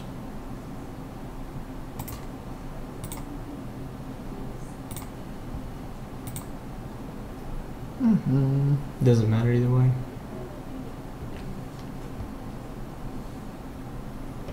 You're not using your Ravager, so you might want to trade sideways.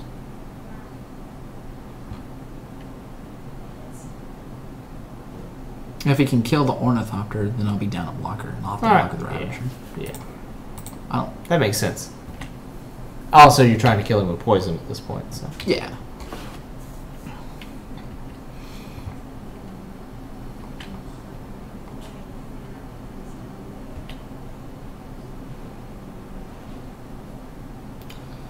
Let's see.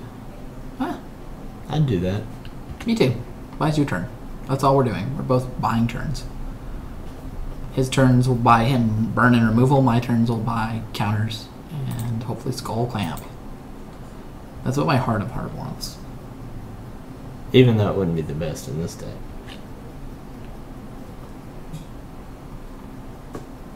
Oh, not Skull Clamp, sorry. Cranial Plating. Skull Clamp would be good, you know. Deck would go from good to Game over if we get cranial plating. Yeah. A second Inkmoth Nexus will also do work. We have a lot of cards that are good draws. Ornithopter and lands are not on that list unless it's a Inkmoth Nexus or a Blinkmoth Nexus. Any creature that you can eat with a Ravager is fine. Alright, our opponent still has more cards than us. I think they're holding lands at this point.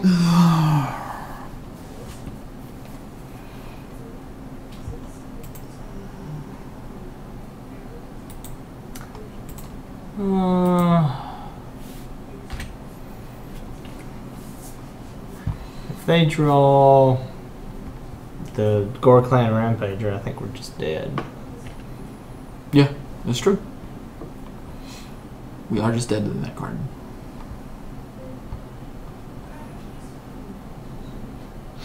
So you're going to want to block. The same way as we did last turn. Nope, actually the opposite way. Why? You want the Edge Champion on the biggest thing because you're going to sacrifice the Ornithopter and that makes his Gore Clan bigger, but he tapped out, so he just dies. Yeah, he did. Yep.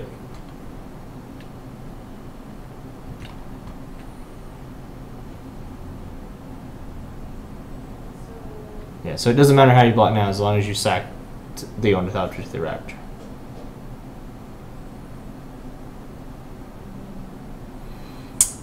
Unless he's a gut shot. He doesn't have a gut shot. But that would be super pro, right? Like, how brutal would a gut shot be? He could theoretically be playing it. He would, in fact, win on the spot.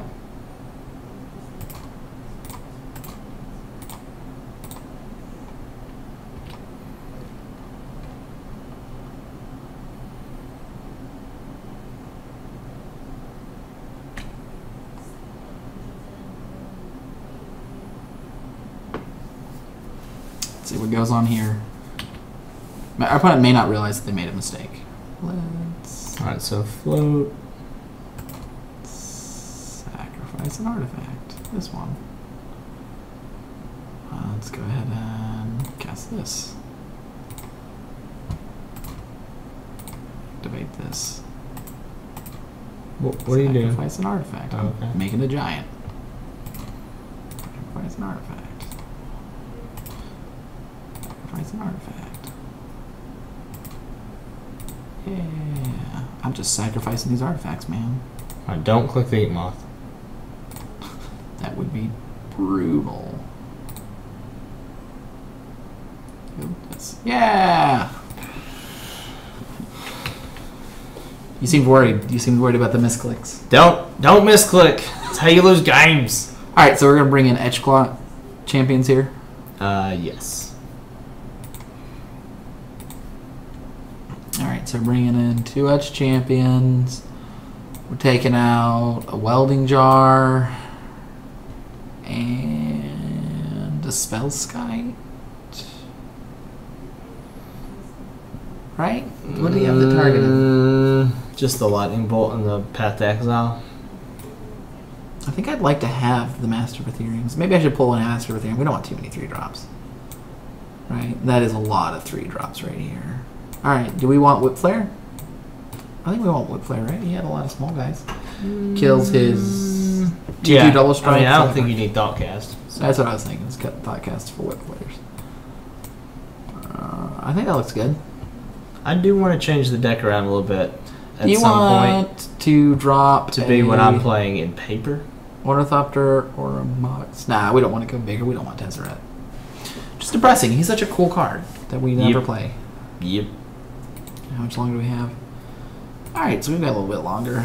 You got plenty. Brian, of you want to time. take over for Random? I will take over. Alright, swap places. I'll be right back. All right. Very fast deck, possibly.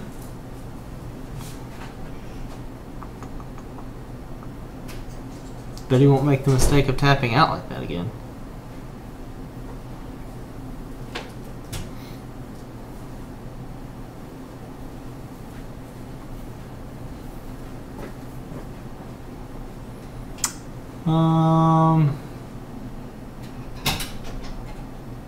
It's a keepable hand. We have 2 Memnots and a Mox Opal, so we have 1 mana and we can cast the Spring Leaf.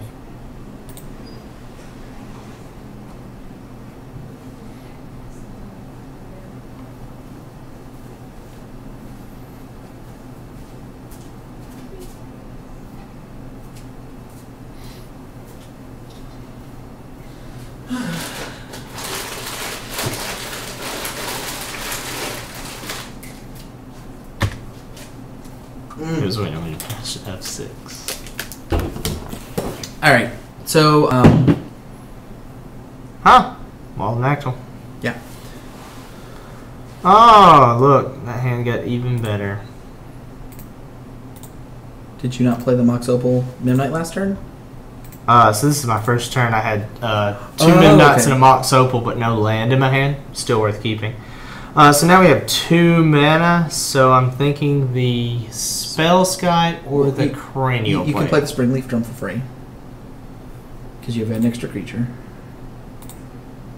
And I think you play the Spellskite and then next turn play and equip the Cranial Plating. Because the Spellskite can just block the Wild Nicobble. Yeah, Cranial Plating click means game over. Yeah, and next turn, if you feel like he's got stuff that you don't want to do that into, you just etch champion. No. You always play the cranial plate. No, Probably. you I'm trying always to play the well, cranial plate. if you played, In fact, I've often played the cranial plating just to play the cranial plating, and then next turn click it and use it. So Springleaf Drum, because it's a free artifact count. Put cranial plating on Spellskite, swing with Spellskite. no. Okay, yeah. Spellskite is the best target. Alright, so Springleaf Drum. I didn't actually do the math, so I hope you did. Cranial plating. Yeah. So the thing about Cube, for you guys that haven't seen it, I wasn't aware that Brad hasn't played Cube before. It plays more like a Never. constructed set. There are good creature decks, like the red-white deck we lost to is one of the better ones. Usually it plays leaner and not as big, but creature decks can be good, but you can win complete without creatures. F6, F3. So. There you go. You're attacking your opponent for 7 on turn 2. It's pretty good. I've seen Alright. better. That's true. So now we have to keep F2ing because we can't have 6.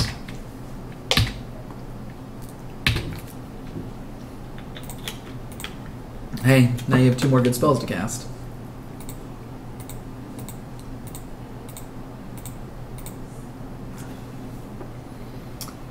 You use attack with everything. And win the game this turn. Attack with everything? Yeah, because 9 plus 1 is 10. Then you can only block 1 creature. He has to have a removal. He has to block the Spellskite. Okay, that's fine. You can take 2. I mean, the worst case scenario is he has a trick and he kills your Mimnite. Like, you Yes. pass your Mimnite. It's a pretty good spot to be in. But yeah, the cube decks, especially the legacy powered cube, is extremely potent. You're looking at a mix of combo decks, extreme ramp decks, hard control decks, and really under the table fast decks.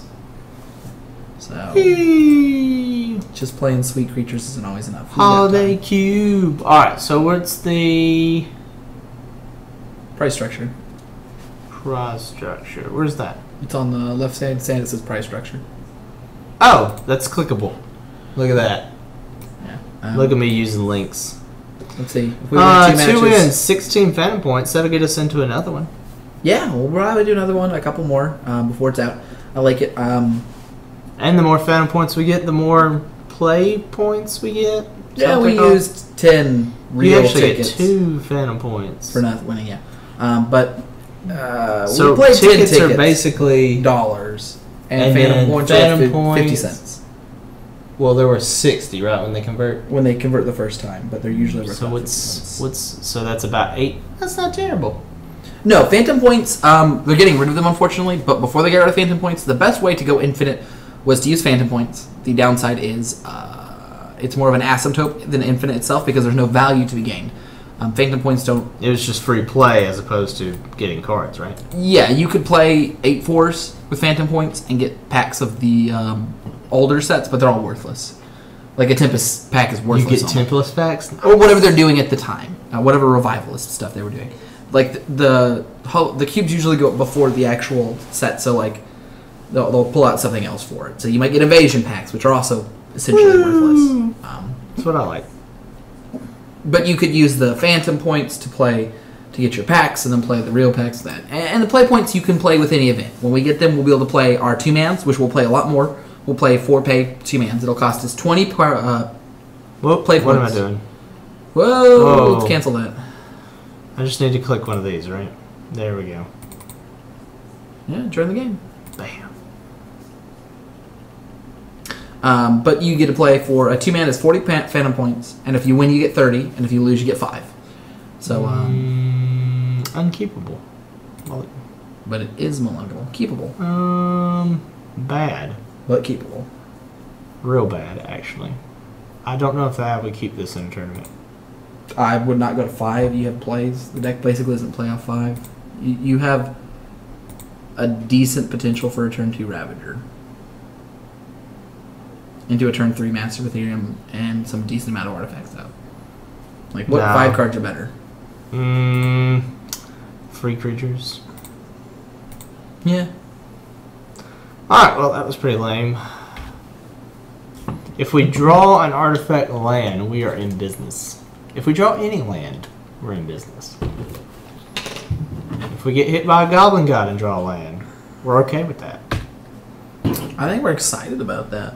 It's like Darksteel Citadel, draw land, draw spell. Because then we can play Arcbound Ravager and Advance. Or not. Or we can literally be able to play nothing. Yeah, we knew this was coming. Actually, we can kill the goblin god. Let's do that after attacks next time. Oh, definitely. That is, in fact, how you win the game, is to let the goblin god trigger and then kill it with fire. Now, if we don't draw land this turn, we're going to be... what? Chromatic What? Star. No. No. What? What are you doing, Burn Player? I love playing Paper Burn. I have no idea who plays Chromatic Star. What? Oh, they're playing some sort of shitty What's shenanigan the rebirth version. do? You sacrifice an artifact, he gets 3/1 goblins. He's And he playing draws like a card. it's a high variance version of Burn. Yep, you can go to your attack phase. I'll allow it.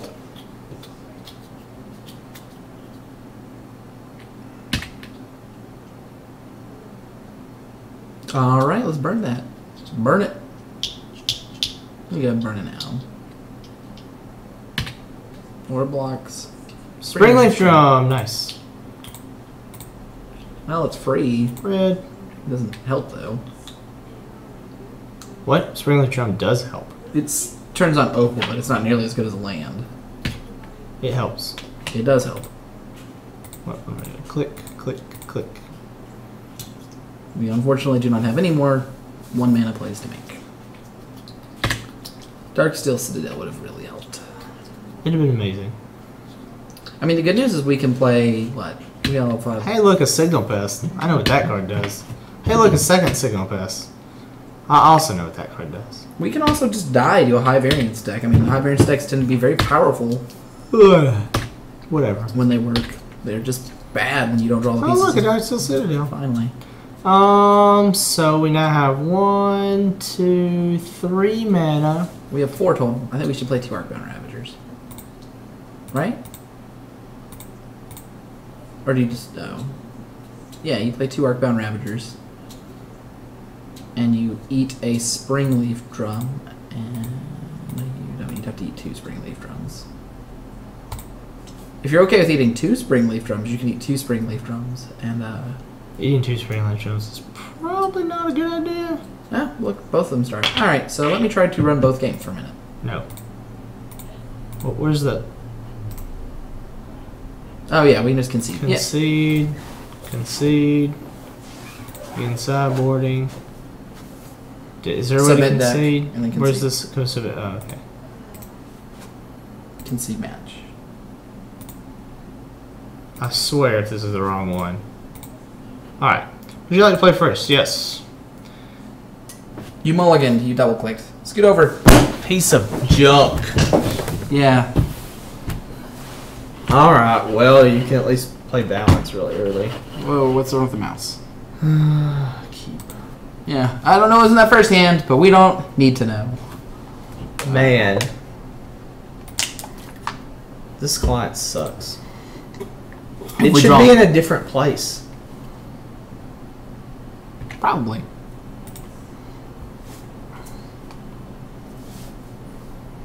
That was the lag, totally. Alright, You let's want get the an Goblin island? Shrine. Oh, I do want the island You total. want an island? Wow. Oh, well. That would have worked out perfectly, actually. Whatever. I don't need black. Alright, well, I'm going to keep waiting. And Third play. Geist is going to be pretty good.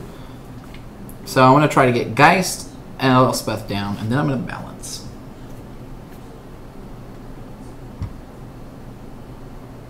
If you can ever cast Instant Speed Balance, you can do something really cool with fetch lands. Like sometimes there's a way to cast your Instant Speed Balance, have a couple fetch lands on the stack. Oh, please play a creature. Play a creature.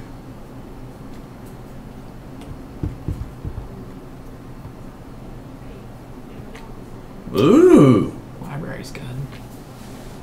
That's cool. Alright, guys. Still need another planes. Yeah, our opponent has to answer a Geist, though.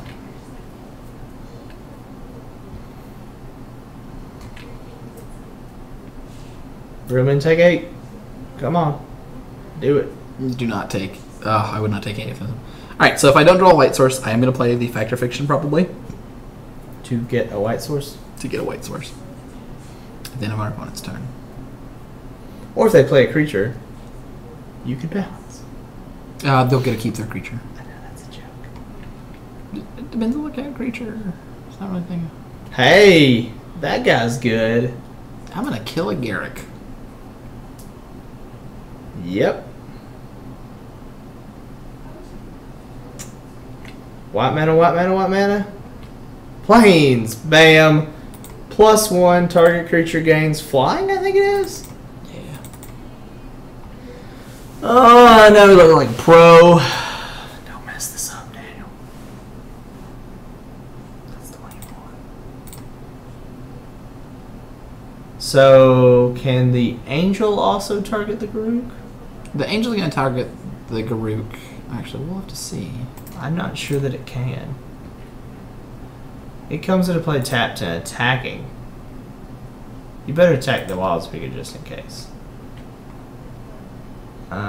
Is there a way to tell it who to attack? Yeah, we'll attack. Oh, good, good. Okay, so just because we didn't know that, we have to deal 1 less damage to him. And he can make our Elspeth go down to 1. In the following turn, I will attack. 1? How? Or 2, sorry. He'll attack his beast into Elspeth. If he doesn't attack his beast into Elspeth, he keeps the Geist back, which I think is a bad plan on his part. Yeah, I mean, you're just going to ride that Elspeth train until it dies, right? Oh, yeah. That's what I'd do. Because you just did 4 damage to him. I'm going to do 9 next turn. And you could have done 9 had he not had a Planeswalker you needed to kill. Not to mention, you get to cast Fact or Fiction. At and if he attacks, I'm just going to +1. Let's make jump blockers. Ooh. Unless he attacks it and then plays a creature, right? Yeah, then I'll make a jump. It's fine. He's in a rough spot. Turn 3 Geist and turn 4 Elspeth looks like a really aggressive deck. Yeah, that's what I was going for. Yeah, the creature quality drops off pretty hard when you don't have the Geist into Elspeth. That's true. It's true. We could have had a better 2-drop. We have Heartbreak of Spring. What does that do? Whenever we tap a land, we get double mana. Everybody? Yes. Huh. If they're not going to win this turn, it's going to be bad for them. They paid... So now we can Fact or Fiction... And have mana back. That's correct. To cast whatever we... Ooh, and a Spell Pierce.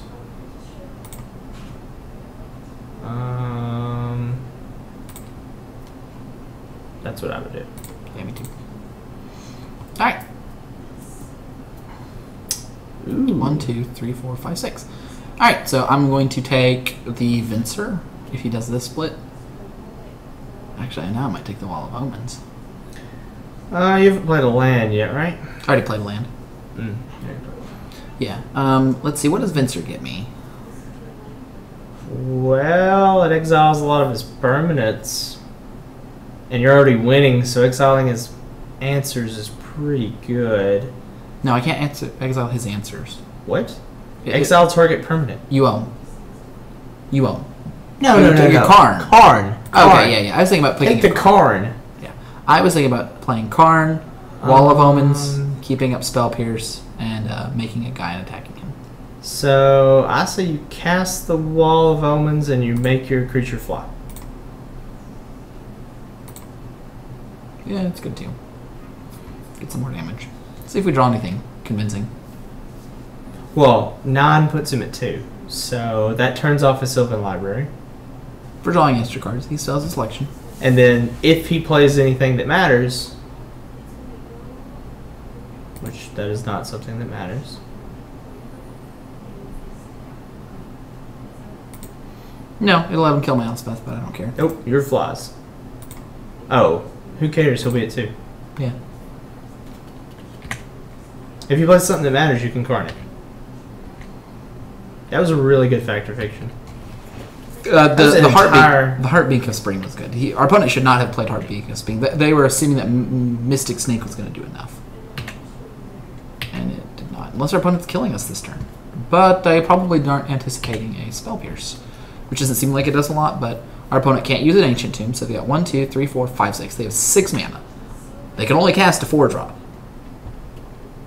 Otherwise, he gets Spell Pierced. Now they can play land and then play up to a 6 mana spell. But and should all things turn out terrible, I can play Karn and balance next turn. Well, the only thing that matters is do they get a flying blocker and blow up your lands so that you can't Karn? I think I'm going to Karn and balance and have Spell Pierce back next turn. Why don't you just swing and kill them? I mean, I'm going to do that too. Now they drop a white mana and balance. It still wouldn't work.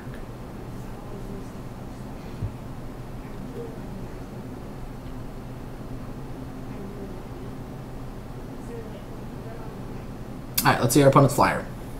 You're at 2 creatures or die now, opponent. 2 flying creatures. Yes. Actually, that still wouldn't do it. Balance. They don't know about balance. I mean, on board, they're dead, so it's a weird play. I would have attacked with just the beast and left the snake back and played my flyer. Because then your snake forces me to...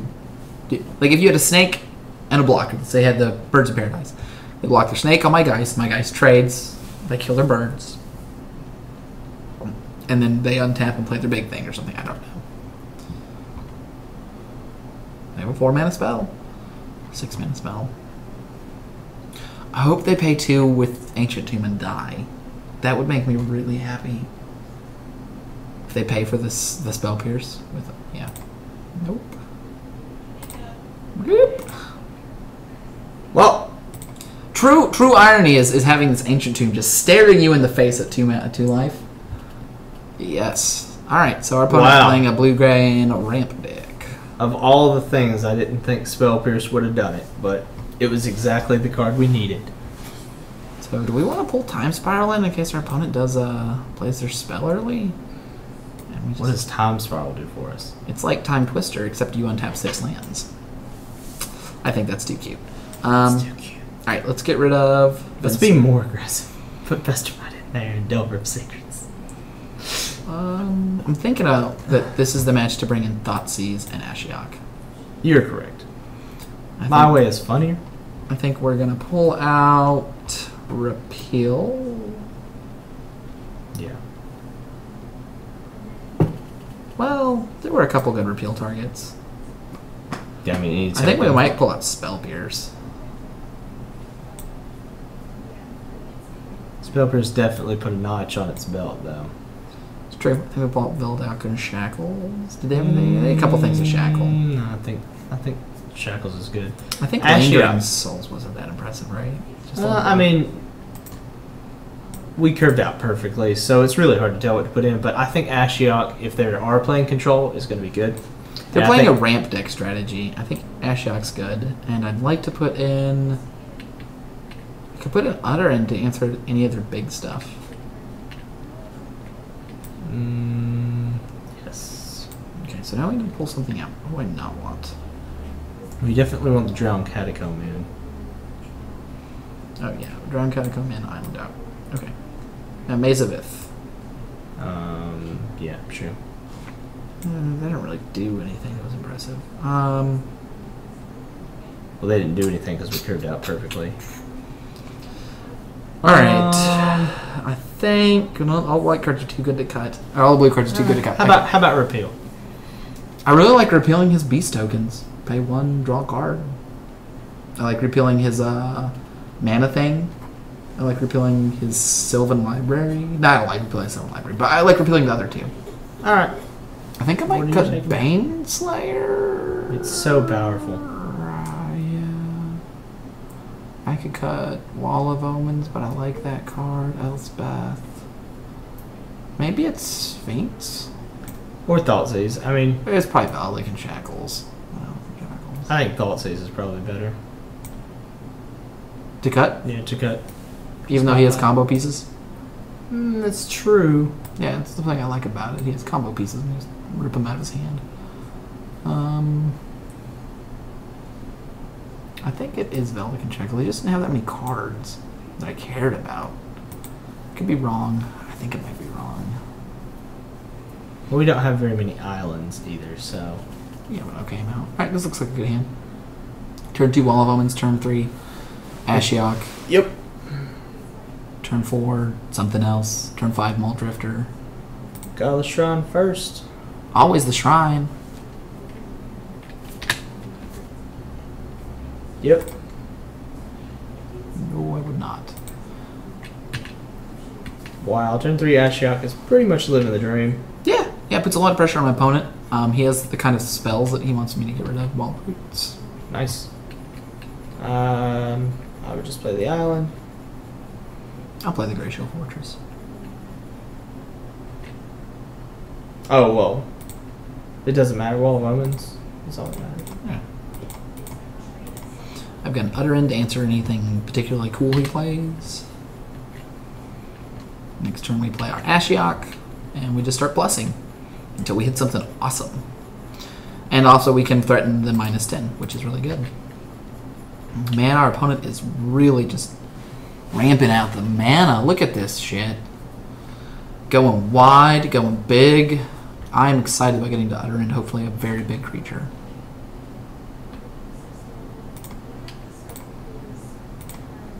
Black. Blue.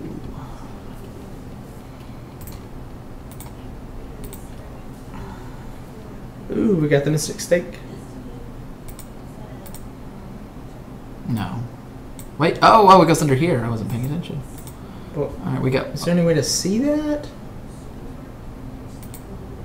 I mean, I know what it is, but I'm not going to know every card. Yeah. Tap. Oh! Doesn't untap. Nice. That doesn't really do much. They had a land, probably. Oh, he's gonna try to do 2 and do that. Alright, well, I'm gonna Utter in that next turn.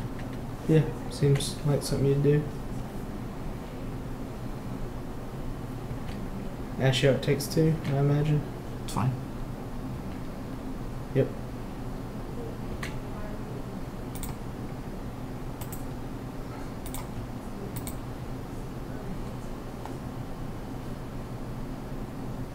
Didn't get anything that time.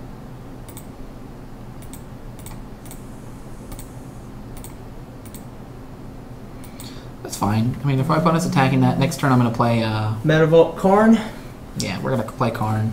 Then I'll have a Karn out and Ashiok. They need to deal with the Karn, but over time Ashiok will represent a threat as well. What do they do? Playing something big. I hope it's a big creature. That you can Karn? Nope, making me discard my hand.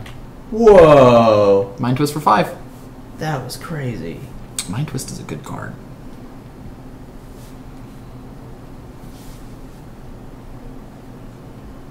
I thought about playing the Mana Vault in the other end, but we decided not to. It's fine. Our opponent only has 1 card too. It's probably not a big card. I think we're actually in an advantage spot. Well, I don't have 2 islands. you don't have 5 mana either. Huh? Yep. Did you get But something I with have, Ashiok? I have a Trigon Predator. And you're getting close. What? I'll probably play Trigon Predator next turn. You can't. It's 6, isn't it? It's Or 3. is it 3? Oh! And it eats artifacts. It'll kill their Dimir Signet. And it means that they won't... Isn't it 2/3 also?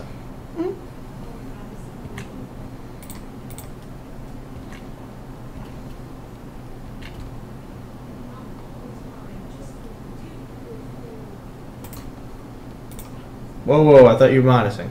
You think I should minus and keep the repeal up?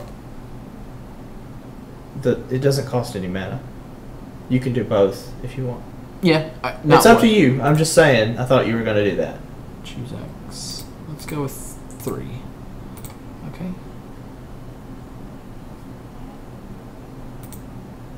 Why are those so hard to see? Is there a box that you can pull up for him? I don't really think so. Alright, now we hope our opponent doesn't bounce this, because that would be bad. That would be funny.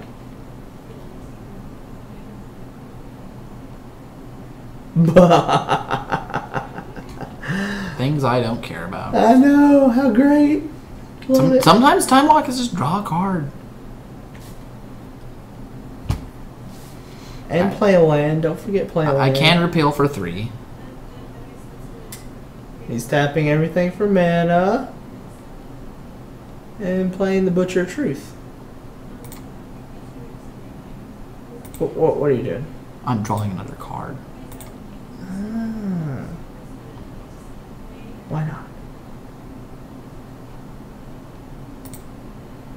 I mean, I will lose the game if I don't kill him quickly. Butcher of Truth will just murder me single-handedly. Says Annihilator 4. Let's go ahead and +1. Alright, do we play the Geist and sacrifice a lot of stuff, or do we play the Gush?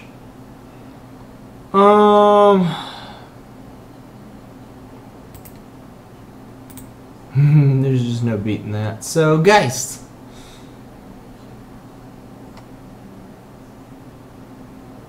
I think we play Gush. You're not ever going to have mana Yeah, if you play the Gush. I guess it's true. I mean, you're not going to have mana after this anyway. I guess I should have attacked with the Trigon Predator. If I'm going to sacrifice it. Eating his Signet. Alright, so we can be... So he has 9 cards in his library. Oh, I'm going to try to +3 a couple more times. Plus, yeah, 3 cards a turn. If we... Alright, so be sure to... Is he coming at you? Yeah. Okay, so... No, don't sacrifice all your creatures. Why? Actually, yeah, you should sacrifice all your creatures.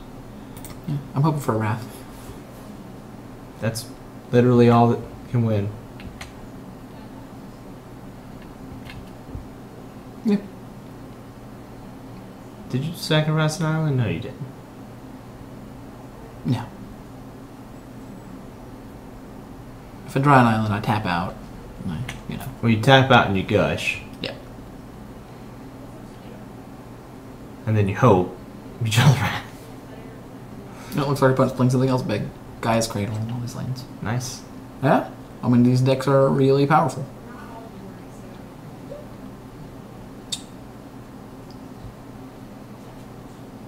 The good news is we have one more chance to win after this one. Ah, Villainous Wealth for 9.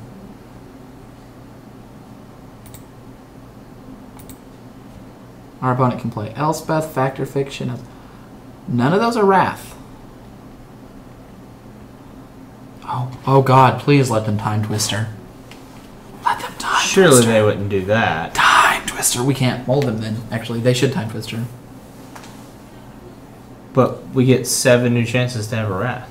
They don't know that. They actually don't know that. I think you have to F6. Oh, they messed up. How'd they mess up? They put both Elspeth into play. Oh. They didn't cast Factor Fiction or Time Twister. Well, they should have. No. But now we have to hit multiple Wraths. So we just lose. Yep. Concede these. Alright, let's go to the last game. And... I mean, Okay. I think we're fine.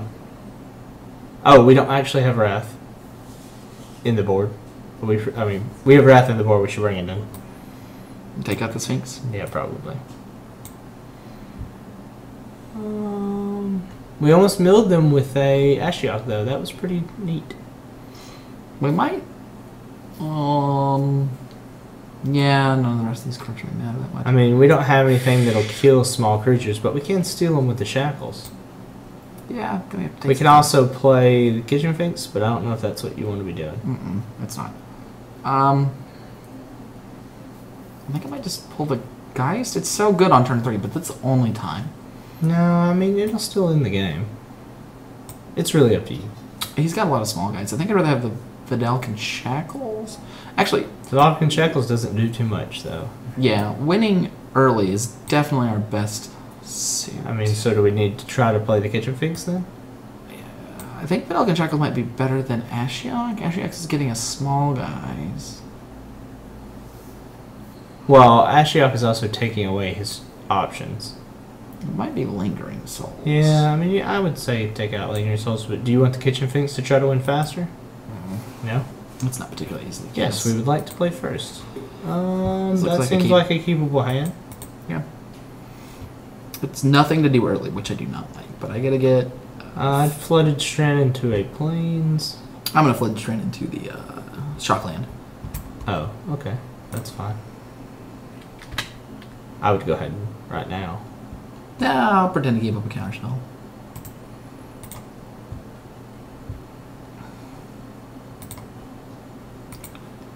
Alright, so then turn 2.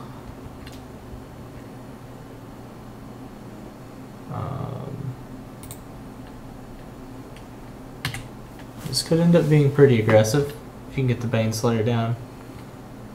Well, hopefully we can go Narset into Baneslayer. That'd be nice.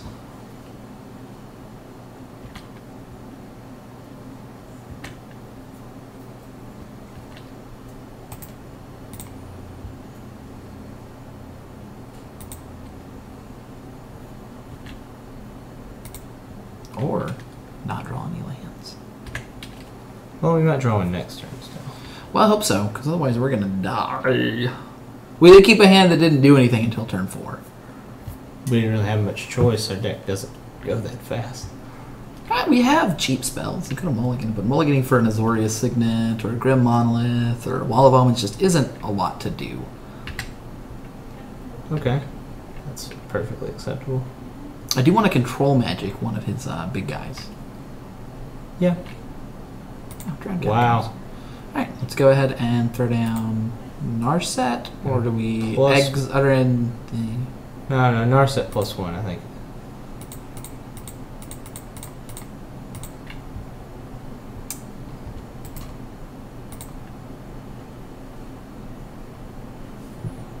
Well, yes, I will. I have something to play next turn. You don't have to what now? If I draw a land, yeah, that's a good point. Alright, so next...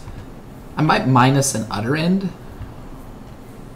I would wait to utter in the first thing that matters. Like, his card selection sucks, but it's not helping him so far. Because he hasn't played anything. I'm assuming he's going to play powerful stuff because he has a Harmonize. Well, we need to play a 4-drop next turn. I'm not going to not play hopefully it. it's a nice creature that you can take.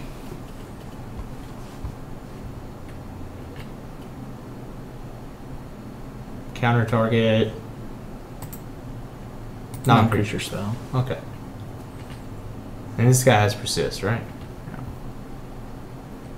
So Baneslayer? Well, let's +1 first. No. Okay. Wow.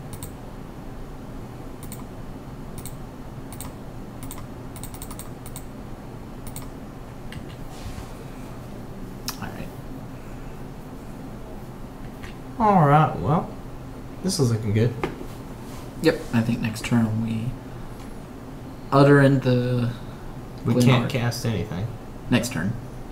No. I mean, it just counters a non-creature spell. That's fine. And then it comes back, and then he gets his 2 counters out of it. I want it to be at -1, so that when we Supreme Verdict, it kills it permanently. Now, Well, right now we can just keep swinging. yeah, giving a thing rebound doesn't help because if he counters the rebound spell, it doesn't happen. I think I might just... Well, I'm not playing Elspeth. He'll counter its target non-creatures. All right, yeah. Mhm. Yeah. I'd much rather him counter Utter End, Wrath of God, or Supreme Verdict than Elspeth. Maybe he's winning with really big cards, so maybe it's better just to play Elspeth and let it get countered. That's true.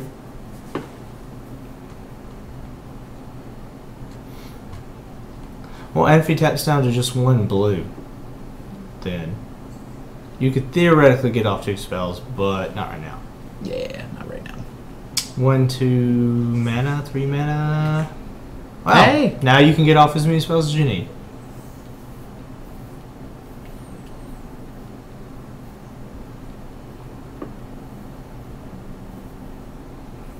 All right, we are looking at a turn. Oh, Garrett. He's going off. All right, so we're hoping for big stuff. We'll have 10 mana, so we can Supreme Verdict and Elspeth. He counters the Elspeth. The next turn he plays something big. We control magic. No. Cast the Elspeth. If he counters it, switch phases. He'll lose his second blue. Play the control magic on the creature he just played. Good point. Never mind. Oh, tapped. Yeah, the only reason that works in Modern is they untap. I might just play the Supreme Verdict after attacking to get rid of this fucking Primeval No, Titan. steal it with control magic. Oh, steal the Primeval Titan. If he doesn't counter the Elspeth, then cast the Supreme Verdict after attacking. So attack first, no matter what. I can pump it and get in for 8 and gain 8 life, or I can make a 1/1. Yeah, so play the Elspeth, and if he doesn't counter it, attack. And if he does counter it, attack. So Play the land. play the land, yeah, and play the Elspeth. But be sure to leave double white. Yeah.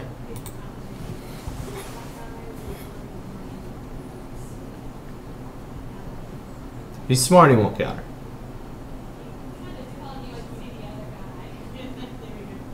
Alright, Okay. so now, Do we want a 1/1 or do we want to do 3 more damage and gain 3 more life? well, Narset first. We might want to rebound. No. You don't want to rebound. Rebound the Supreme Verdict so he can't play a creature for 2 turns. It'll kill his, it'll kill his thing. It'll kill this. It'll kill both forms of this. Because he can't counter it either time. So I Okay, so just attack first. But kill the group. Alright, so I know what I'm doing now. Yeah. So definitely kill the group, though. Yeah, I'm going to kill the group.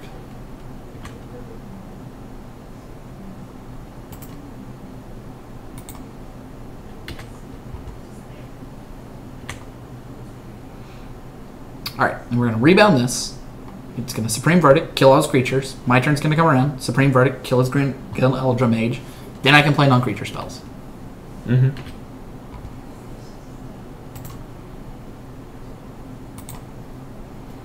My opponent's like, awesome.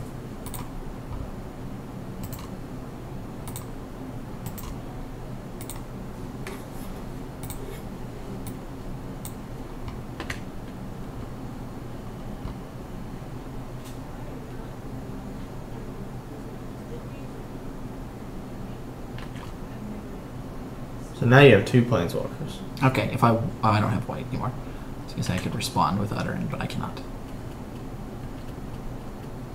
Right, so when my turn comes around, it'll kill his Glyn Eldra Mage. And then you'll plus, and then plus. I might minus and plus. I don't know. If he plays something, I might play Utter End, Rebound, Utter End. That makes sense. And I can Wrath of God, Rebound, Wrath of God to buy time while plussing Elspeth until my stuff's indestructible. I can also try to plus Narset and not let him play non-creature spells, which will lock him out of the game. Wow. Yeah. All these things and more. And you have control magic. Oh, yes. I'm really hoping the turn after this goes through, he plays his Kozilek, and I was like, I have a Kozilek. Because then he has to answer Kozilek. Which he can do with the Disenchant, but he's not running Disenchants. That's hopefully true. Our opponent's playing a Villainous Wealth or something. Oh, gosh. Ooh, and draw 4, right? It's just draw 4. It's going to get Wrathed.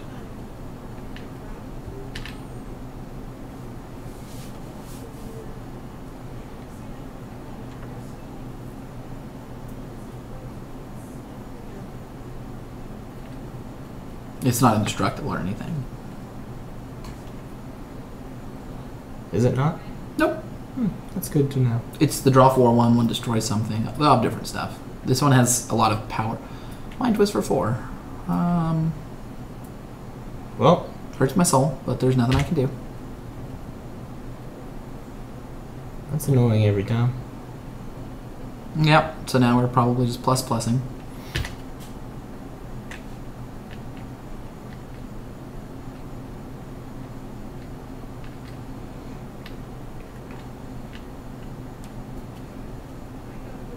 Alright, now we need a Time Twister. Oh man, that would be so good.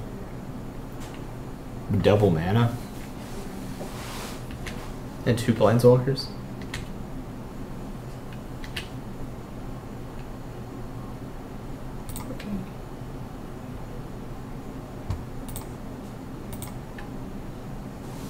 Alright. So they shuffle away their stuff. Cancel. This one. Well, yeah, I will put that in my hand. This one. I think I'm going to play Shackles. And then Time Twister? Time Twister next turn. One next turn. Because I'll have more mana. I could just play it now. I mean, it doesn't Then- really matter. Then I lose the Shackles. No, just play the time. Play both. Just tap out and play both. Yeah. Slow down, crazy. Play one spell at a time. Yeah, okay. Alright. Let's see. I'm thinking I just actually want to play just the Time Twister. I can only steal small creatures. Let's play the Time Twister. If you say so.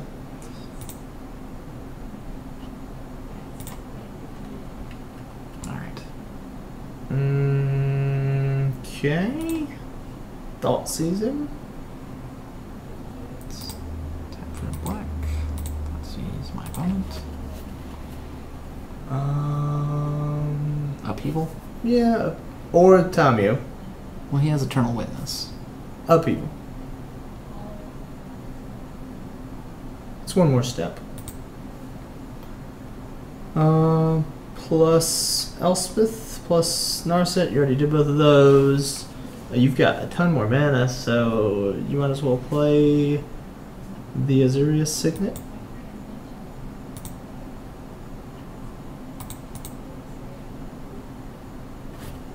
Actually, I want to play the Fact or Fiction. Alright. Fact or Fiction.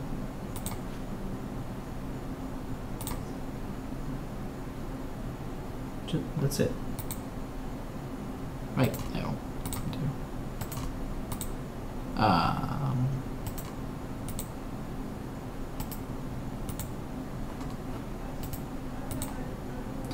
I want to gush.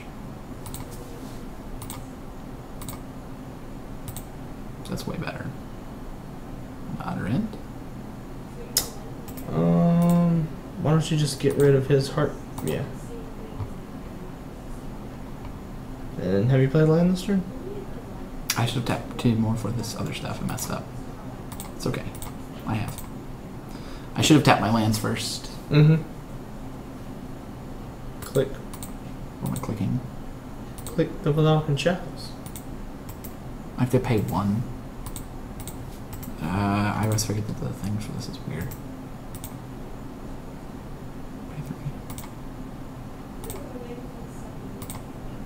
Pay 3. The templating on it's just odd. That's all. Oh. Okay, that took forever. It did take forever. Shackles then twist? Yeah. I would have done it that way, but this worked out alright. You ended up with the Shackles anyway, which is kind of funny. It would have been a different card, but we gained 6 mana. That was the advantage to that play. 3 mana, right? Yeah. Alright, now our opponent does not have enough mana to upheaval and play that. Let's see. 1, 2, 3. I mean, he could play upheaval and just Eternal Witness and just have Eternal Witness in play. So he could play both? Yes, he could play just both. What, can he do that forever then? Can he go No. Eternal Witness upheaval forever? Every 11 turns. Huh? He can't. Upheaval returns lands. Oh! Is he going to cast that right now? 1, 2, 3, 4, 5. He can't. I counted wrong. Wow. It's fine. Well,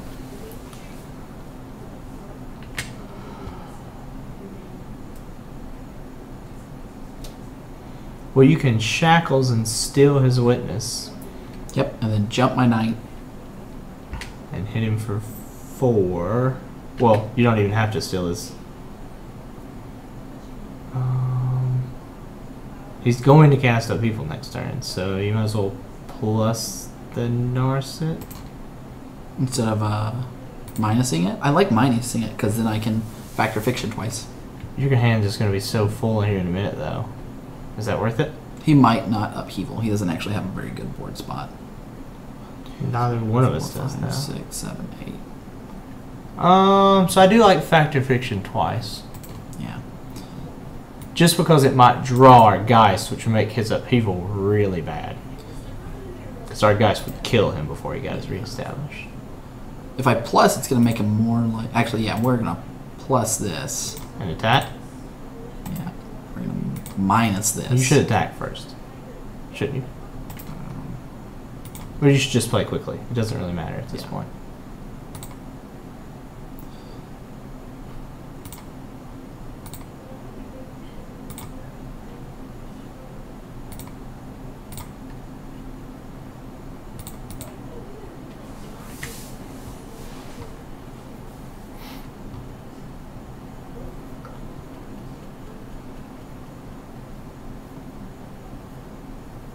Have a counterspell?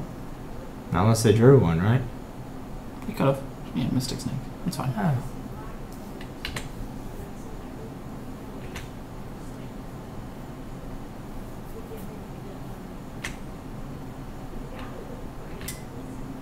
Alright, hit him.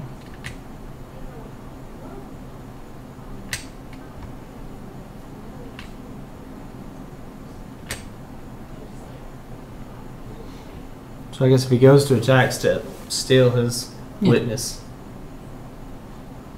I'll steal a snake. Because I can block the witness with a 1/1 when I get it down.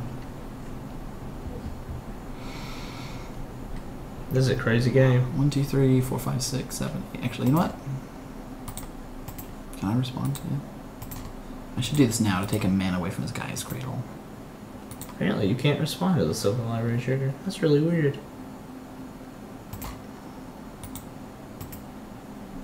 When do I get priority? I never gained priority. I messed up. He had been down 1 mana. I don't know that it matters. 6, 7, 8, 9, 10, 11. Matters a lot if he's playing Upheaval.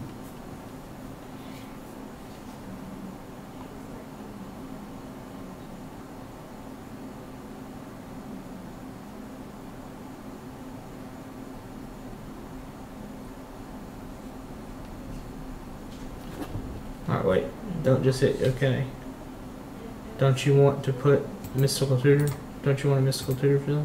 Yeah. That's a good point. I'm not sure what. 1, 2, 3. Okay. Balance. Wow, yeah. Or repeal. No, it's definitely balance. Alright. Do it. Alright, so our opponent's going to have a way better board than us. Most games they win if they upheaval. Well, he goes Tamiyo plus, right? I don't know. That's probably what I would do. It'd be hard for us to win through a damn. Yep.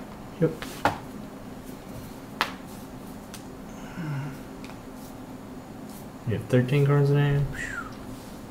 He has 17.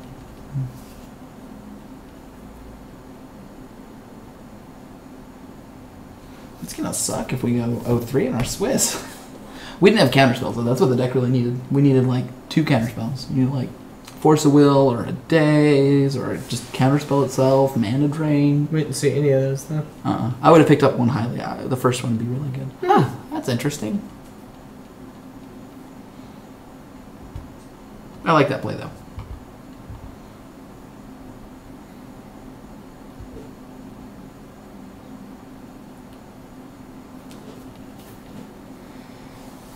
So I think we play the Glacial Fortress first. Yeah, I'll probably just play the Godless Shrine. Okay.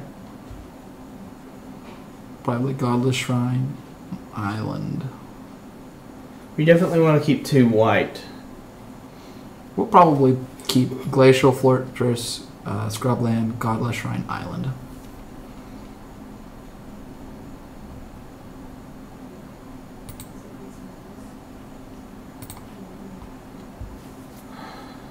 And everything we can play. Yep. Next turn. Signet. Signet and then Shackles.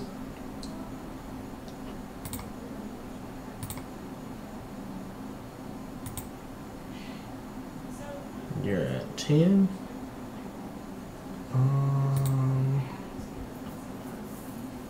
You might want to discard the balance. Well, that does burn a counter on the. Yeah. I think we get rid of the Narset.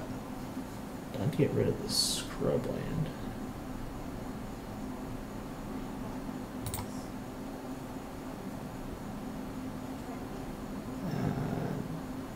We get rid of the Shackles, we only have 1 island.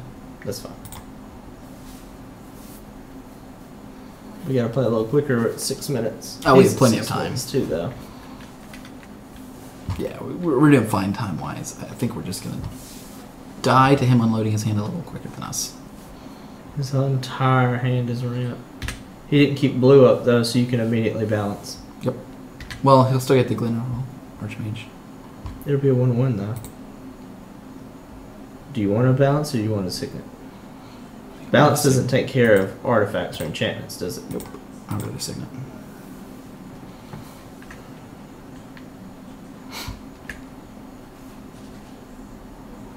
And if you play something and I want to keep my balance, I can always just Narset. And if we're really lucky, we'll draw our Uncountable Wrath. No, it takes all, didn't it? Because it got rebounded? We don't have any cards in exile. Oh, okay. I guess rebound puts it back in the graveyard and then we shuffled it in. Yeah. Yeah. Okay, let's start with Elspeth. That's actually the worst Planeswalker.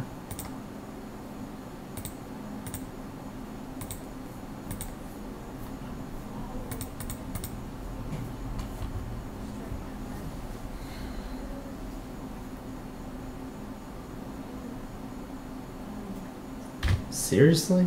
Yeah, that's why I left it all up. Wow.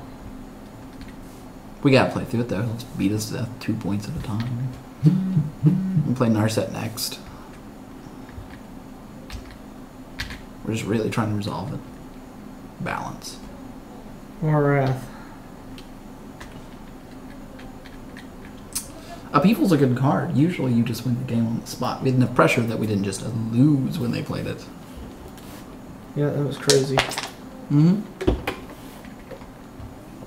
But I think we're going to lose shortly after. Which is unfortunate. We're just doing some grade A losing here. Maybe we'll have enough points we can play again. I think I'm going to go to bed after we play these matches. I mean, we not still tonight. Oh, we had to buy the other round. Man. We don't even have another match. I guess we did win. That was fun. What did he get back with his Eternal Witness? He untapped, so I'm assuming he got time.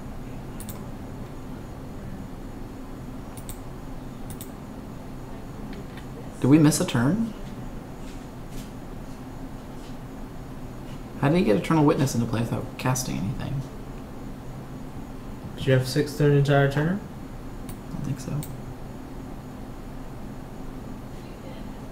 Oh, he cast Time Walk. That's what I thought. Oh. Gosh, we're still playing the Time Walk opponent. Okay. Well, we've only played 2 people, so. We only get to play a couple people.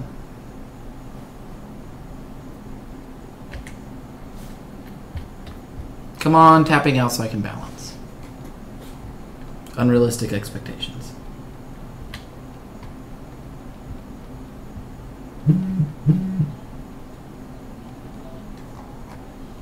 What? How do you do They that? cast Time Walk, Eternal Witness, cast Time Walk. Oh, 5, 6. that's death. Yeah.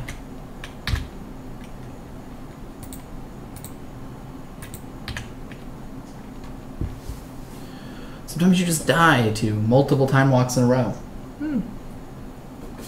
Seems like what we just did. Yep, well, we got phantom points. We got 6 phantom points actually. Look at that. We made it in the way in the world. Is that enough for the next one to be phantom points? Yeah, it is actually. Let's see what we got. Let's pull this down. 19 phantom points. Products. Yep, 19 phantom points, which is a decent amount. Okay, so we can play another one tomorrow, or not tomorrow, because tomorrow we're doing physicals drafting, right? Unless nobody shows up, then we'll be doing this. That sounds like a plan. Thursday I work a bunch. I might be able to stop in for a minute, but not long. Although we got a draft in today, and we started at 5, so I could realistically do that. Yeah, that was pretty fun. I I think I'm going to draft next time. Brad's going to take the wheel. I think if you're going to draft, we should do a regular draft, because you like creatures, and I don't think creature decks are very good in Cube. Holiday Cube. There are multiple different cubes. Some iterations are non-holiday cube. What that means is they're more like a regular cube. They're more creature-centric. The ramp is primarily in green. There's not really broken combos. But in the other one, it's super broken. Like we're playing the 2012 Holiday Cube. We can see that.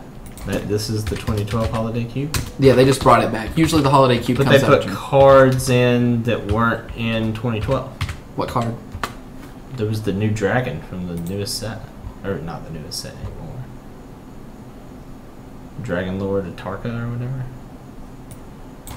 Actually, you know what? MTGO Cube. It's the Holiday Cube. That's it. This one? Yeah, click it. Alright. Total number of changes is 52. Alright, so let's see the list here. There's some cool numbers. Check out the updated Holiday Cube list. Here we go. So, like, a lot of these cards are very strong. When you start looking at these cards like Cloud Goat Ranger, which is normally a card I would pick extremely highly in Limited, and like I would first pick it almost always, is actually just very bad. It's a 5-mana card that's not going to win you the game. Cards like Fiend Hunter just don't do enough in some matches.